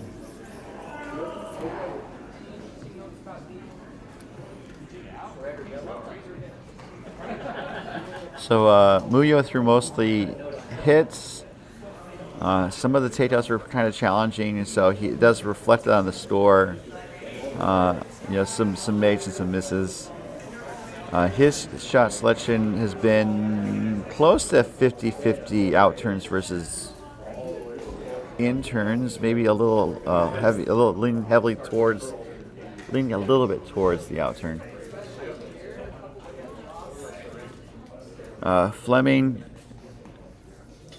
Fleming's been asked to basically draw for the first 5 ends. He threw 1 takeout, and that was a slight miss. As we see Sean Tait's first rock looking to peel that guard that was put up, and the shooter is going to go out of play.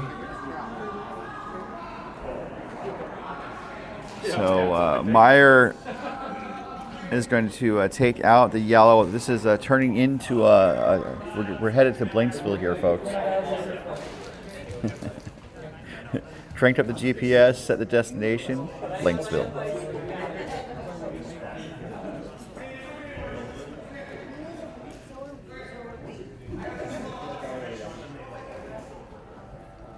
So for the first 5 ends, I didn't quite get all the shots for Will Meyer, but he's thrown mostly hits. Was successful. Well, I mean, obviously he was successful in the first and fourth end. That's where he got his twos.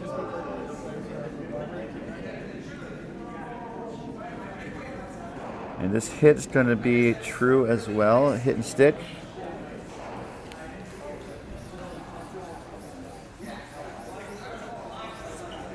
And while Tait heads down to the hat, going over his stats for the first 5.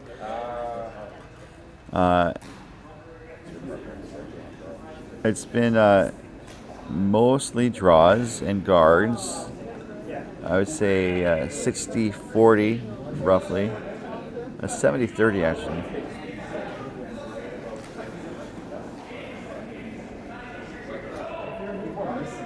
Oh, I'm sorry. Meyer gave up twos in the first and fourth ends. So Muyo Tait was very successful in the first and fourth ends to store those twos. The hit was made, and we are 1 stop away from Blinksville.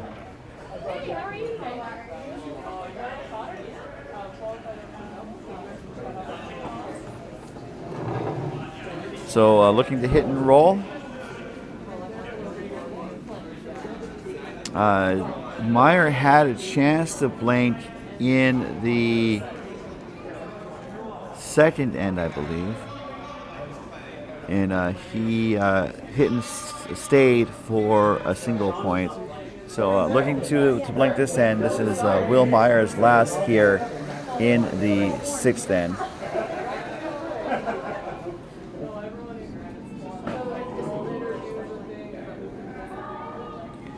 Looking for a hit and roll. Sticking for a single point's not the end of the world. But they are going to, they need to make sure it rolls out. Oh! Adam stopped sweeping it. I question the sweep call if they wanted the blank. I would think they wanted the blank so they had a chance to get 2. But they also scored in the even end, so that might have been the thinking there. So that was hit and stick around for a single point.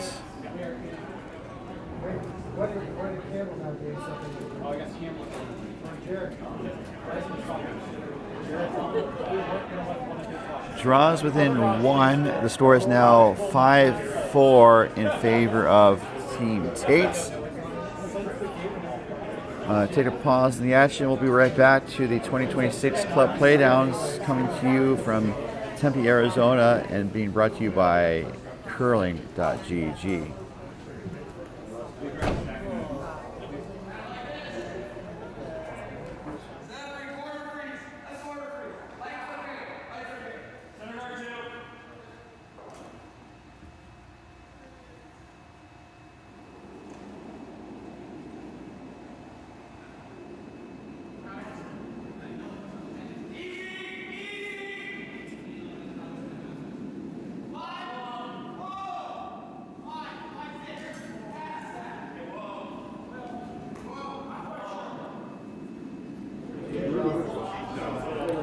And welcome back to the 2026 DoubleTakeout.com MoPac Championships. Still kind of analyzing what happened in that last end. I thought they wanted to blank, but we're getting late in the game, and so that may have been a factor, and I'll explain why. You want to have you want to maximize on scoring opportunities, and so with 3 ends to go, Meyer had 2 likely scoring opportunities. Score in the 6th, and then score in the 8th. And then here you want to force Tait to a single point with the hammer in the 7th end. And so in this case, Tait would want to blank this end so that he can carry the hammer into the 8th end and have the scoring opportunity there. Brendan's takeout was successful.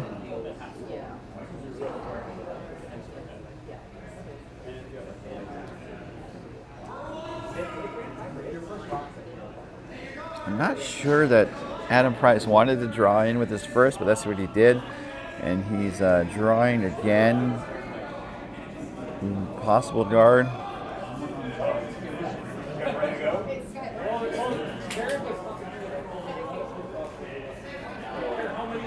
And this is more like a guard. It's very much a hide guard on the center line. So that does give Tait and lead Brendan Folland a chance to draw around that.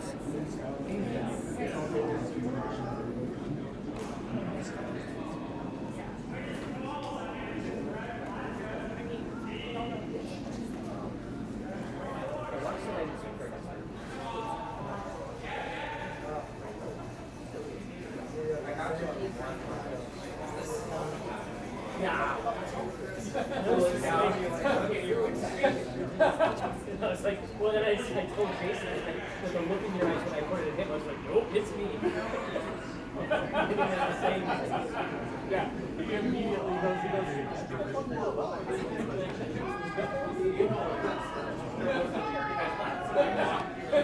So, still talking about that last end. So, I thought they would have wanted to blank to carry the hammer to the 7th end, but scoring there capitalizes on their opportunity in the 6th end. So hopefully they'll try to force here, and then hopefully convert the hammer in the 8th end to tie the game or win outright. So I think that was the situation. This draw from Adam comes up just a smidge light.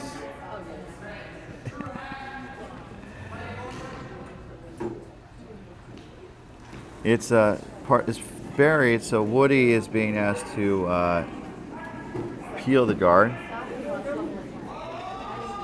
And coverage of this end is being brought to you by curling.gg, as the guard is peeled. Curling.gg is proud to be an official sponsor of Team Canada's mixed doubles champions Brett Gallant and Jocelyn Peterman.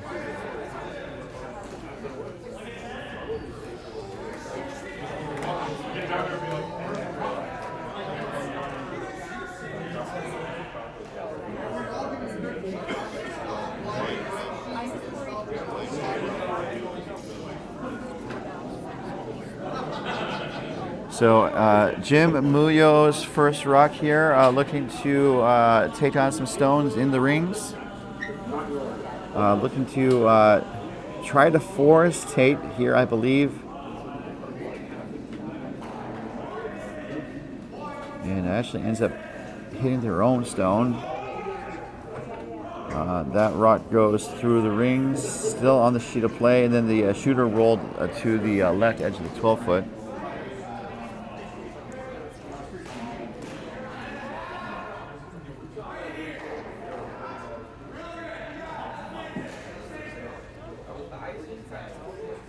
Next rock coming from Woody.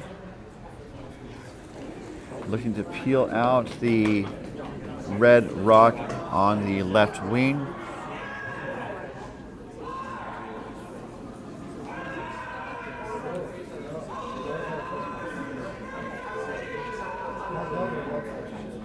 Maybe a little bit rolled. Oh no, it flashes.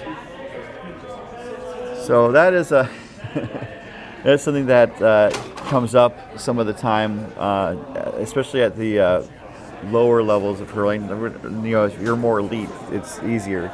But you know, play to the wings can be tricky sometimes because it's hard to find the right line, and it even fools top hurlers from time to time. As Muyo is going to peel out that shot stone. It nose hits, so it sits around. And let's go around the rings as 2 of the 4 games have wrapped up. Again, we have a really excellent game developing on our sheet C. As Wayne Fleming gets set on sheet A, the Coyote clash between Team Siggins and Team Campbell was in favor of Team Siggins 8-2. On sheet B, the contest between Team Schluscher of Coyotes taking on Team Raju of San Francisco. It's pretty close right now, but Schluscher has the edge 7-5. Sheet C, you guys are watching that game.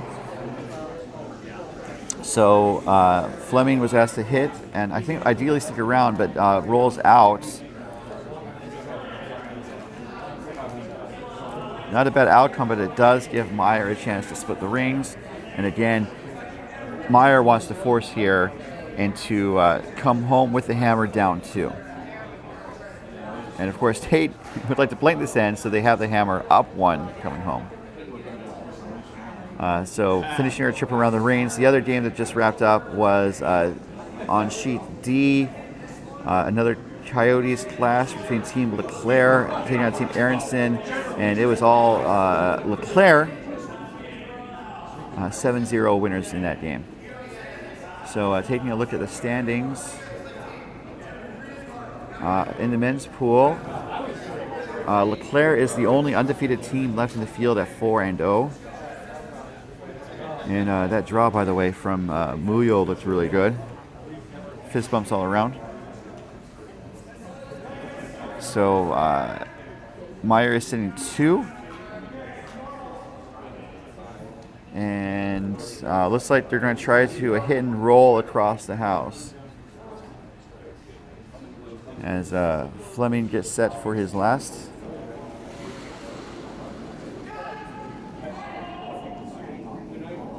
Going for the outturn rotation.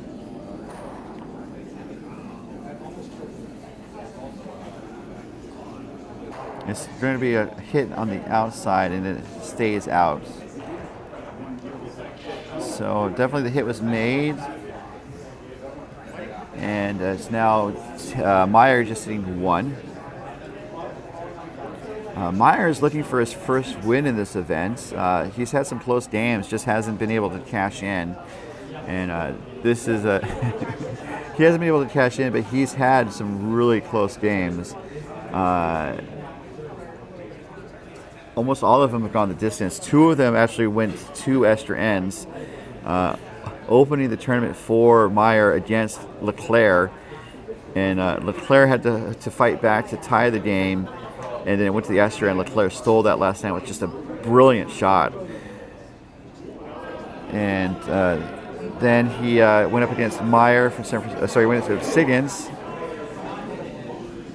And then against Aronson, tough losses. The Aronson game went to an extra. And then just had a tough outing against Schluscher last night. That one ended early. So Will's first shot here, looking to draw to split the rings, maybe get a little under cover if he can, but he needs to stick around, and this is coasting a little bit. Is it going to sit down? It needs to sit down for the possible blank, and it does. So there is a double possibility,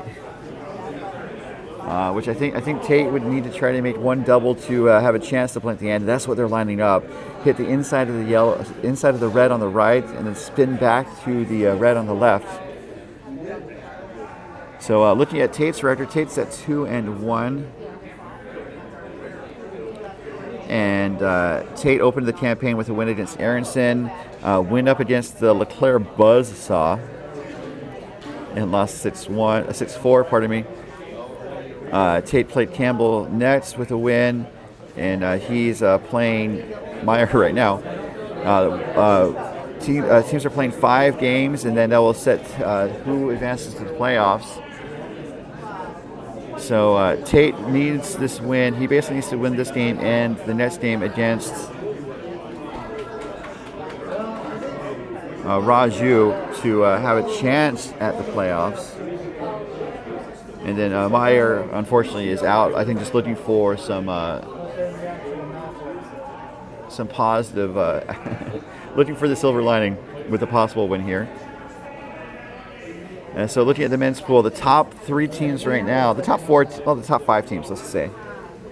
Teams are taking a timeout, it appears.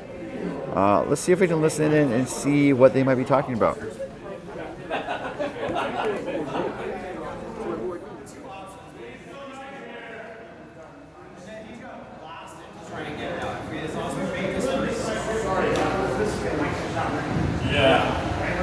Or we're hitting this guy and rolling over, then looking for something. But it just has to be a perfect freeze, right? I mean, I gotta throw a missile. I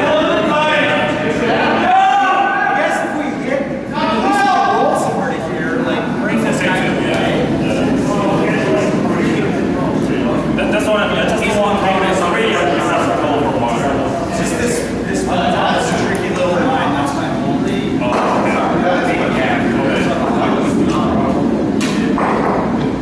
I mean, because even if it hangs up and then hits it, now we got 2 back.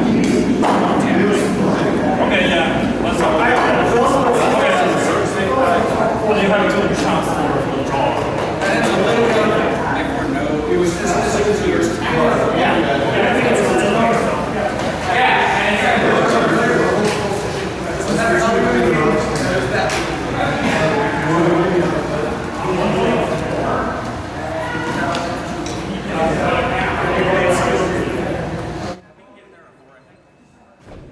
So we can see the timeout clock expiring. I think they were pretty set on the shot. Just I think making sure they had the right line, I would guess. And Sean Tait gets sets for possible in-off. Although based on where the broom is, I don't think it's going to be the in-off. I think they may have decided to just draw down. Maybe that I couldn't quite make out what they were saying. So they could have decided that to try to go for 2 here, and just to really kind of help put the game away. And that was a little heavy for what they wanted to try to do. I think I can understand what they were trying for. It just was a little on the heavy side. And so now Meyer has a takeout, a pretty easy takeout to sit 3, and then the force is pretty much in the offing.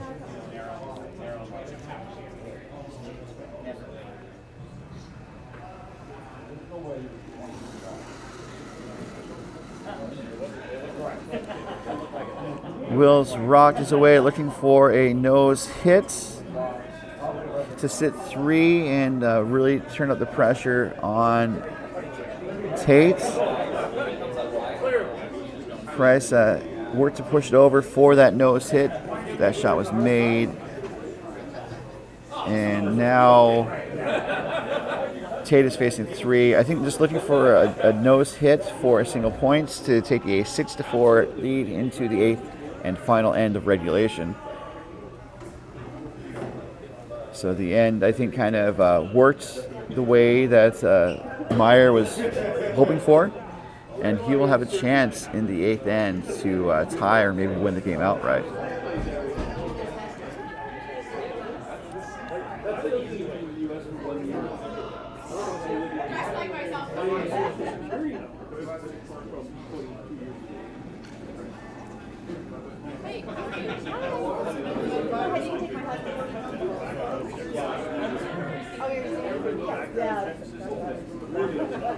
So Sweepers jumped on it right out of hand.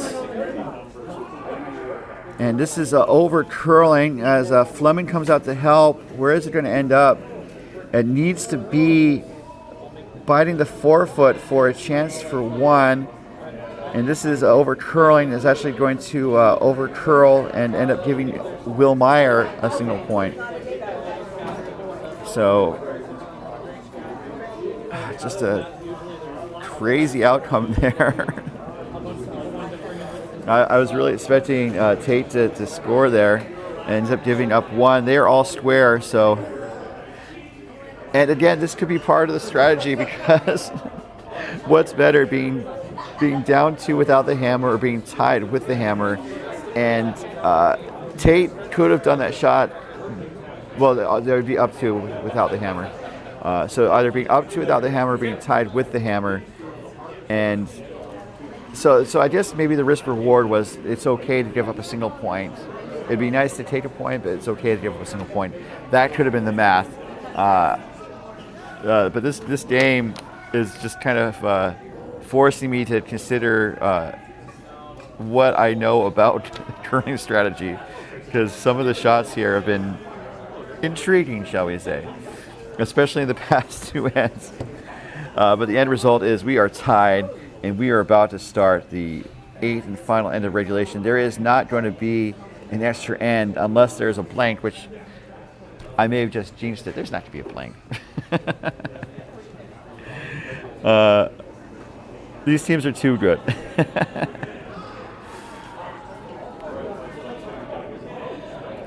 So Adam Price is first rocked his way. So basically, Meyer needs to steal this end.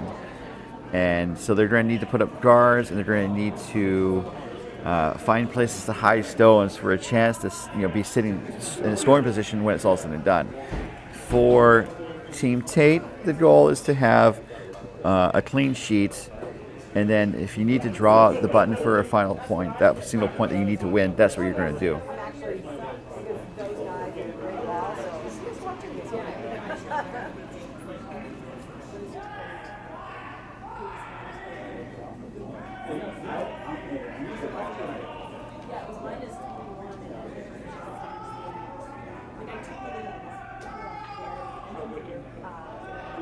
So this is looking to draw around, and this is going to settle into the back forefoot, it appears. That was a good draw there from Brendan Folan.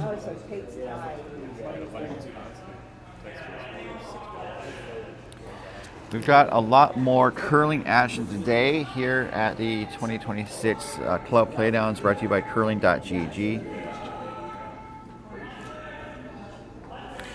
Our next game will be at 12:30 p.m. Mountain Time, as Will Meyer jumps up to help sweep that rock right out of hand.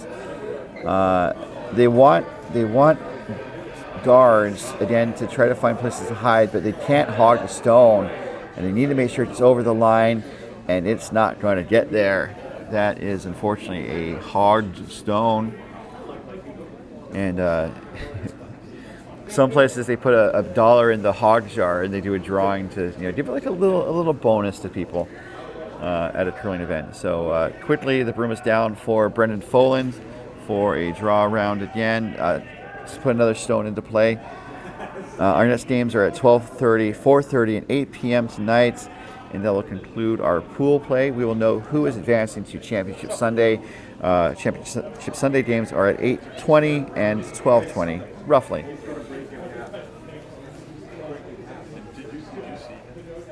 And so that draw round was successful. And so Meyer is looking to, I think, draw the other side. The feature game at 12:30 is going to be a NorCal bout between Team Camarena from San Francisco Bay Area taking on Team Feldman from Wine Country. Again, that game will start at 12:30 p.m. Mountain Time. And then again, we'll have score information as well as video links at bondspieler.com. Our feature game is going to be on the MoPac YouTube channel, and then static sheet coverage is going to be on the Coyotes YouTube channels. So that's a slight tap, but that ends up in a really good position. Meyer looked happy with that. A slight tap, but not enough to have it roll wide. And so the broom is down for peeling the guard. And again, Tait wants to keep a clean sheet so that he can just draw for his last. Looking for the peel. That actually runs the red into the reins, and I would mark that as a miss, unfortunately. Runs the guard into the red, promotes the red into the rings, and so I think you could draw in. Although they're looking to put up another guard. I like drawing in. I like having like just kind of stacking stones, and then forcing. Well, it depends on the team you're playing. Because if you're playing a team that can do takeouts, that's probably not the best strategy.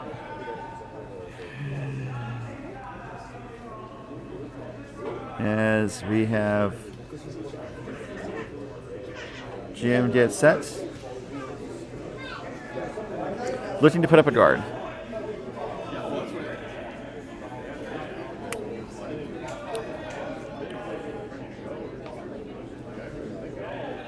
So they want to keep it about a stone width off the center line, I think. And this is looking pretty good. So now it definitely forces Tait to keep clearing. Right now in the rings you have Team Meyer sitting first and third shots, while Tait has the second shot in the back 4 foot. And again, all you need is 1 point to win.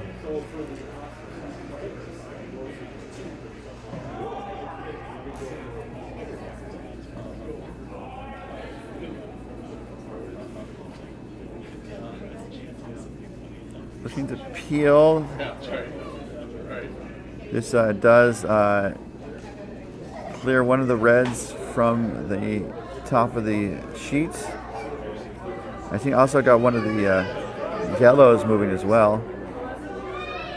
And so Meyer wants the guard put back. So that was a good response from Woody.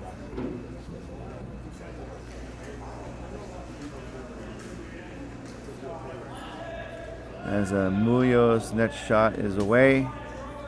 Looking for that guard again.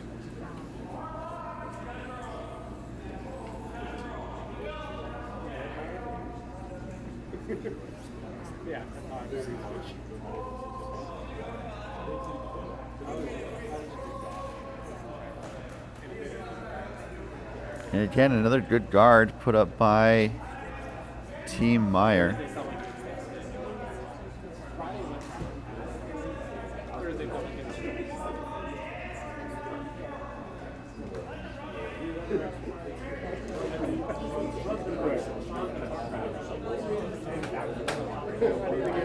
Coverage of this end is being brought to you by Endgame Curling.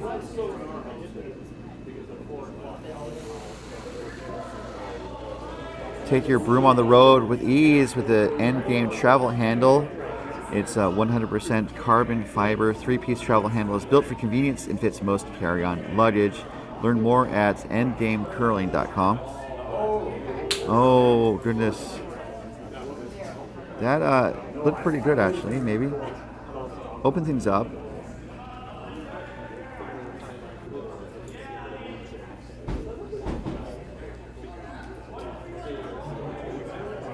Uh-oh.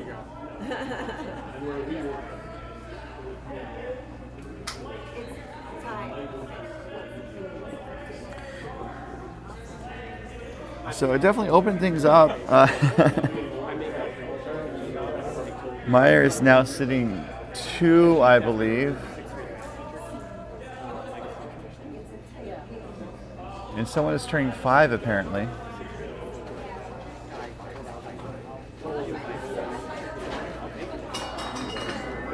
I think looking to draw and guard the right side of the sheet. This is Jim Muyo's last.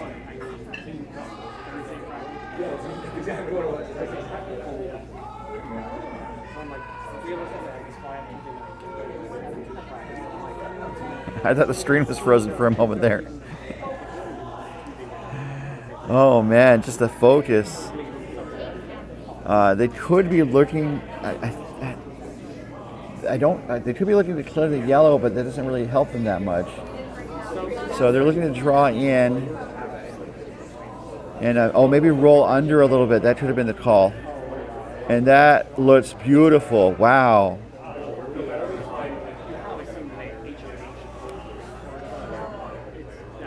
A little tap and roll under the guards, and again, so they don't have the hammer. They need to steal the win. And so they're just trying to find any place to hide. And right now they are hiding under 2 front stones, one at the top of the 12-foot and one in the middle guard zone. So Tait has the broom down to peel. We saw Fleming definitely had some juice on his last stone. Let's see what he can squeeze out of this one.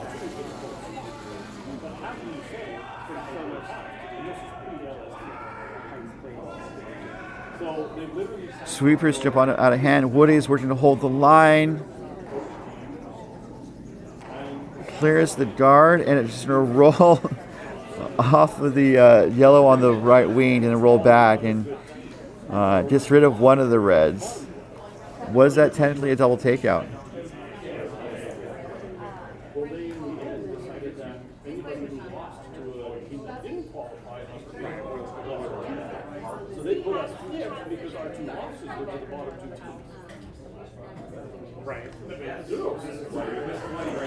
Okay, so a couple stones went away, but that was not a double takeout.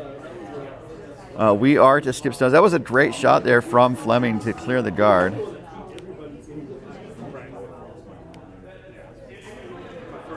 And Will Myers getting set to, again, put the guard up.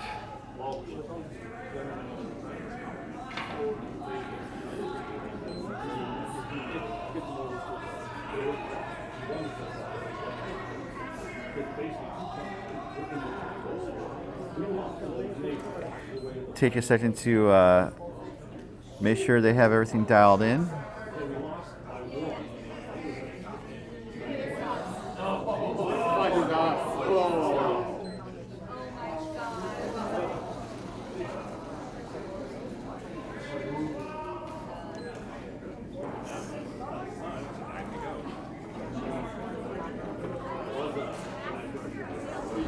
Looking for a guard.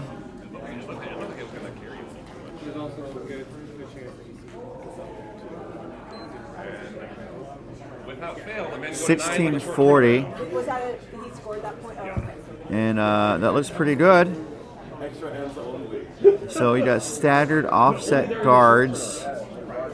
And so Tait looks to try to peel those. My question is, do they need to peel those? I mean, I think it doesn't hurt to peel them. Because basically you can look down, looking at this head-on shot, you can see that 2/3 of the 4-foot is open for a draw. So I think it doesn't hurt to keep play on that side, but also like a weird bounce or a weird roll could close off that draw. So that might be tricky. We can kind of maybe map how the end is going to finish, where I think what Meyer's going to, so Tait's going to try to peel here. If he's successful, I don't know what Meyer's going to do. But if Tait only clears one of the stones, I think Meyer's just going to put up a stone in the top 12-foot on the right side, just to prevent the draw. And you can see right now they are opting for the draw.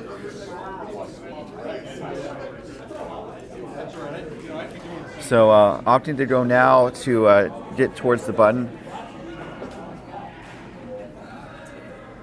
And that definitely, I think, will change the strategy.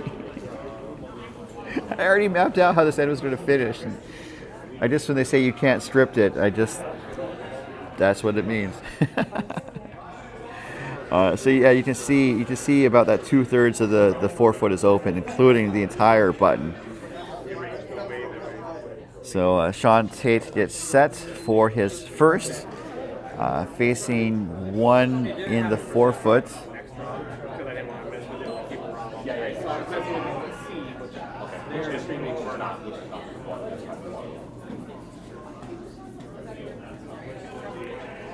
Sweepers are working for weight. It's also over curling slightly. 1447, so the weight looks to be on the money. And the question is, where is it going to end up? It's just a smidge light. Timeout by Team Meyer. And so that line looked, that could be where they wanted it to go. I mean, it's not shot rock, it's seconds. I don't think that's where they wanted to go, honestly. I think they wanted to be corner frozen on the red, on the button. And the question is, what do they do here? As Adam Price books it down to the sheet. Let's see if we can listen to see what they're saying.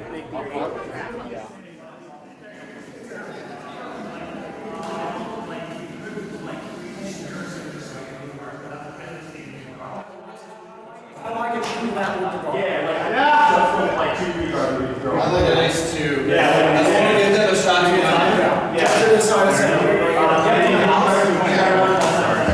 Good. Okay.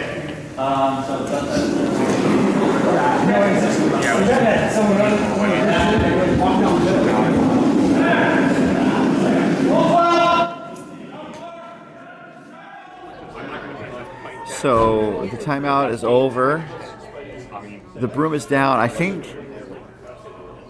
they want to prevent a run back. They also want to prevent a draw. So I mean, Tait could have put the stone exactly where he wanted it, because you can't block every shot. But I think what they want to do is to try to prevent the run back and the draw. So I think they want to basically be, again, kind of like a stone width to the left of the center line, as Meyer's last rock is away without the hammer, sitting one, hoping to steal the win. They are going for the high guard. And so looking to be like that one stone off the center line. This is looking close. Oh, pretty much exactly where Muyo put the broom. And so now Tait really has a draw to the button for the win. Will Meyer did everything he can to win this game. And now it's going to come down to a draw to the button to see who will claim victory this morning.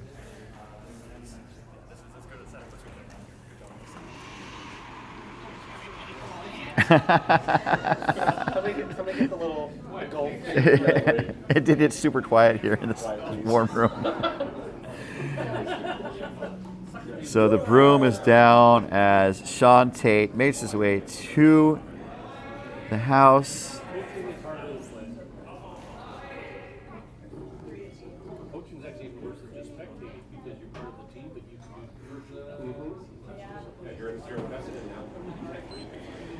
Looking for a draw for the win. So he basically throws a similar shot to his last. And here we go. For the win. A draw to the button.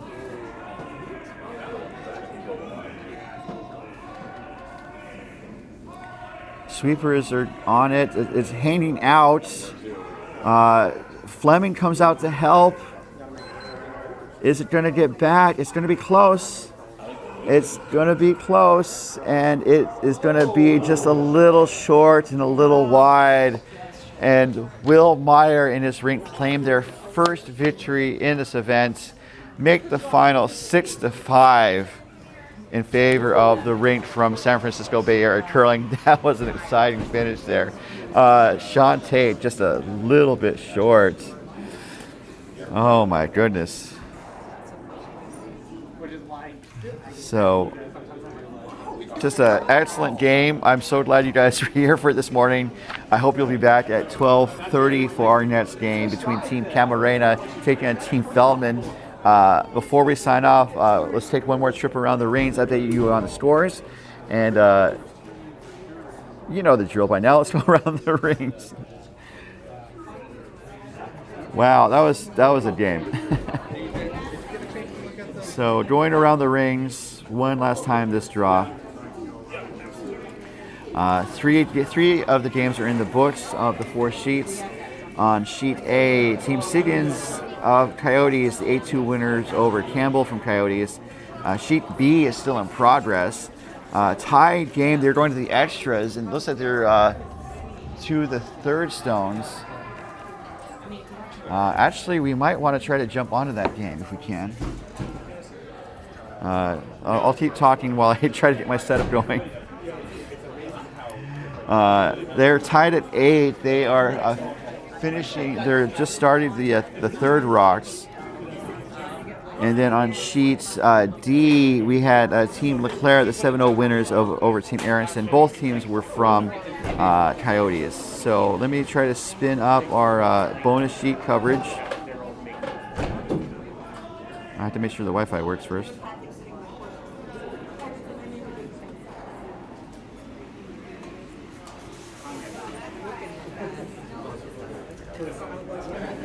So 1 second, folks.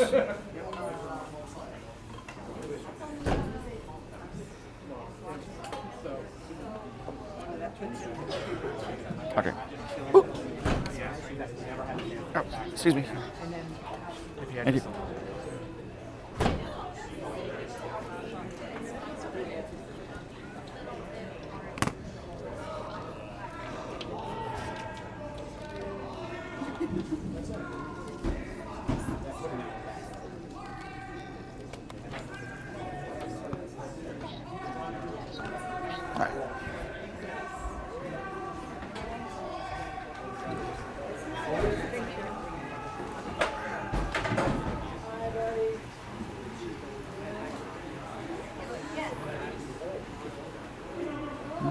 Oh. No, that's what you mean. Oh, jeez. I'm gonna go this way.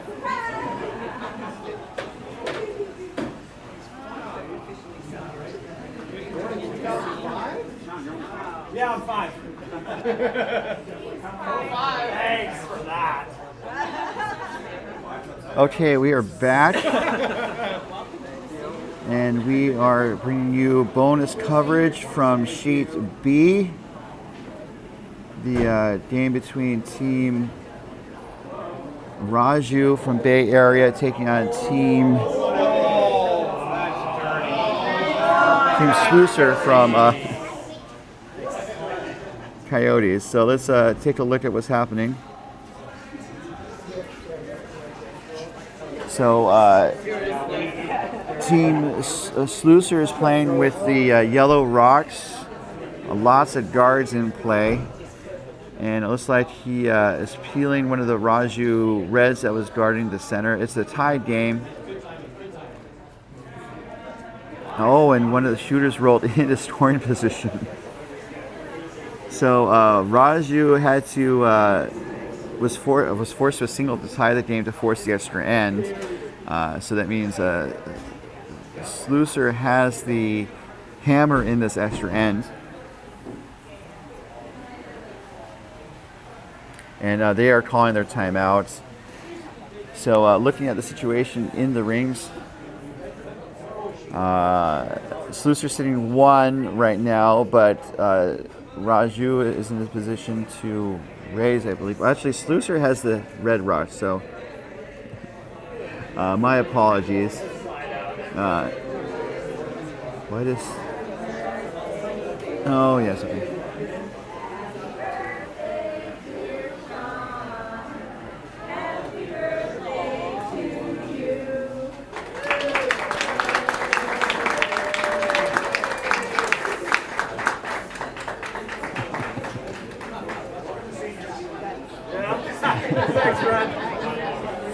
So had a birthday celebration in the warm room. Sean Tait, the ice maker, and the skip of Team Tait celebrating a birthday. The balloons say either 5 or 50. I'm gonna guess he's turning 5. I mean 50. No. So. One of the people joked about like the 5 and under. It's like is the 5 and under for curlers that are 5 years old or younger? It's like no, it's experience. Although it'd be hilarious to have 5-year-olds curling. So happy birthday to Sean. We also had a birthday from Wine Country yesterday, so just birthdays all around. And I parked my water. I just want to move them.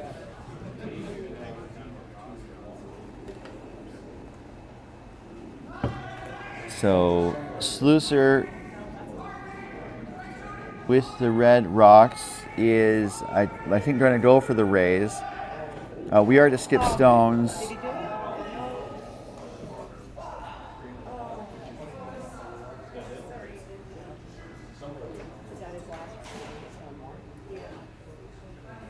So this is his first without the hammer here in the ninth end, looking to raise. If they peel, it's not the end of the world. And this looks like it's going to peel. Oh, got some pinball action in the rings. It does. So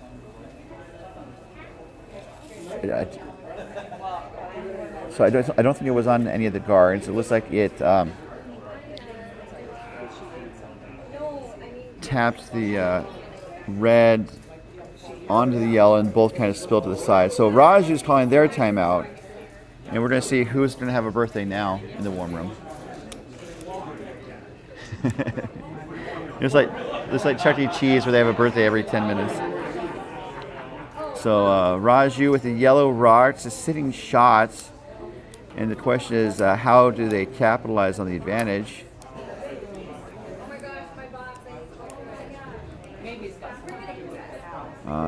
Interesting score line, just looking at the scoreboard. I can look at Bonspiel too. How we got to this extra end. Both teams traded off threes in the first two ends, and then the next 3 points came from a Sluicer with a 2 in the third and a steal of 1 in the fourth, and then Raju got 2 in the fifth, making the score 5-6 in favor of Sluicer. And then Sluicer got 1 in the sixth, and then Raju got a 3 spot to really hopefully take a lead. It was 8-7 at that point, and then Sluicer got a single in the 8th to force this extra end. And here we are as Raju is in the hack, looking to, I think, maybe raise, or I think hit and roll. So a raise takeout, I think, is the shot.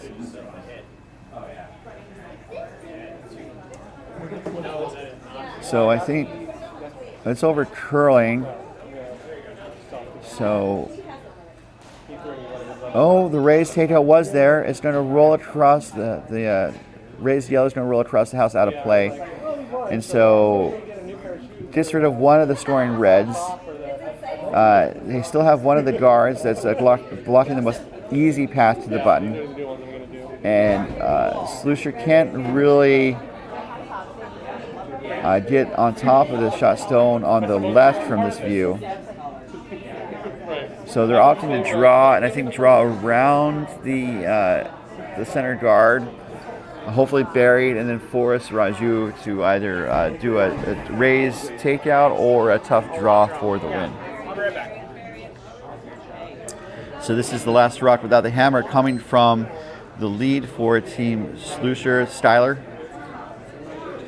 This weight looks a little up, if I'm being honest.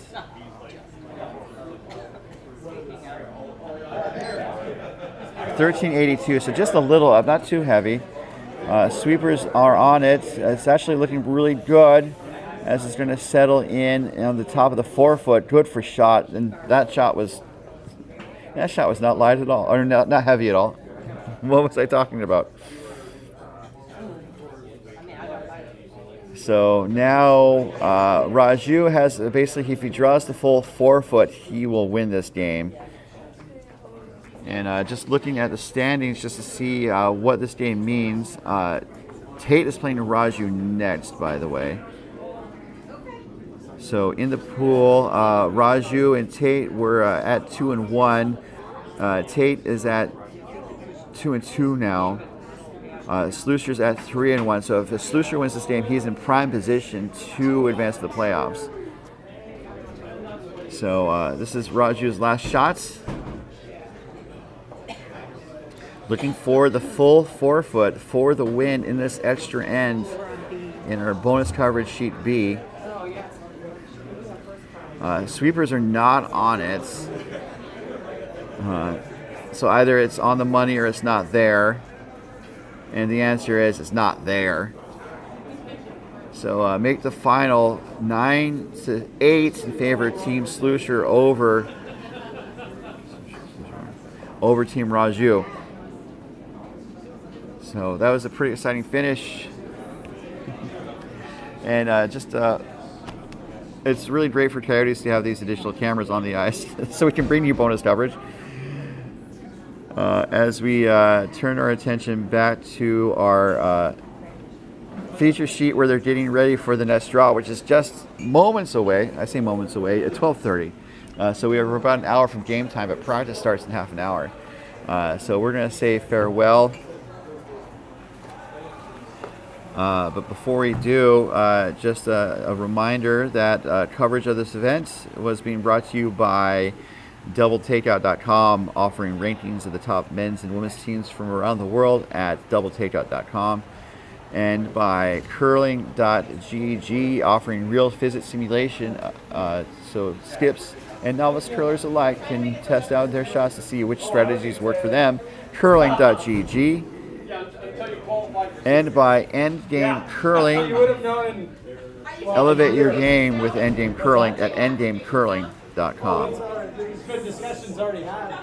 So on our feature sheet, our final was 6-5. Team Meyer steals the win, netting their first victory of the tournament. Team Tait falls to 2-2 and is going to need a little luck to advance in the playoffs. There's 4 playoff berths to play for, and we'll have full coverage as our day continues. We hope to see you at our next game. Again, that's 12:30. Our featured game will be Team Camarena taking on Team Feldman at 12:30. Upcoming games are going to be at 4:30 and 8 p.m. rounding out our quadruple header Saturday, coming to you live from Coyotes Curling. And so, as people say goodbye, I'll say goodbye as well. On behalf of all of us here at Coyotes and MoPac, and with thanks to our sponsors, this has been your host, Ryan Olson, saying good morning and good curling.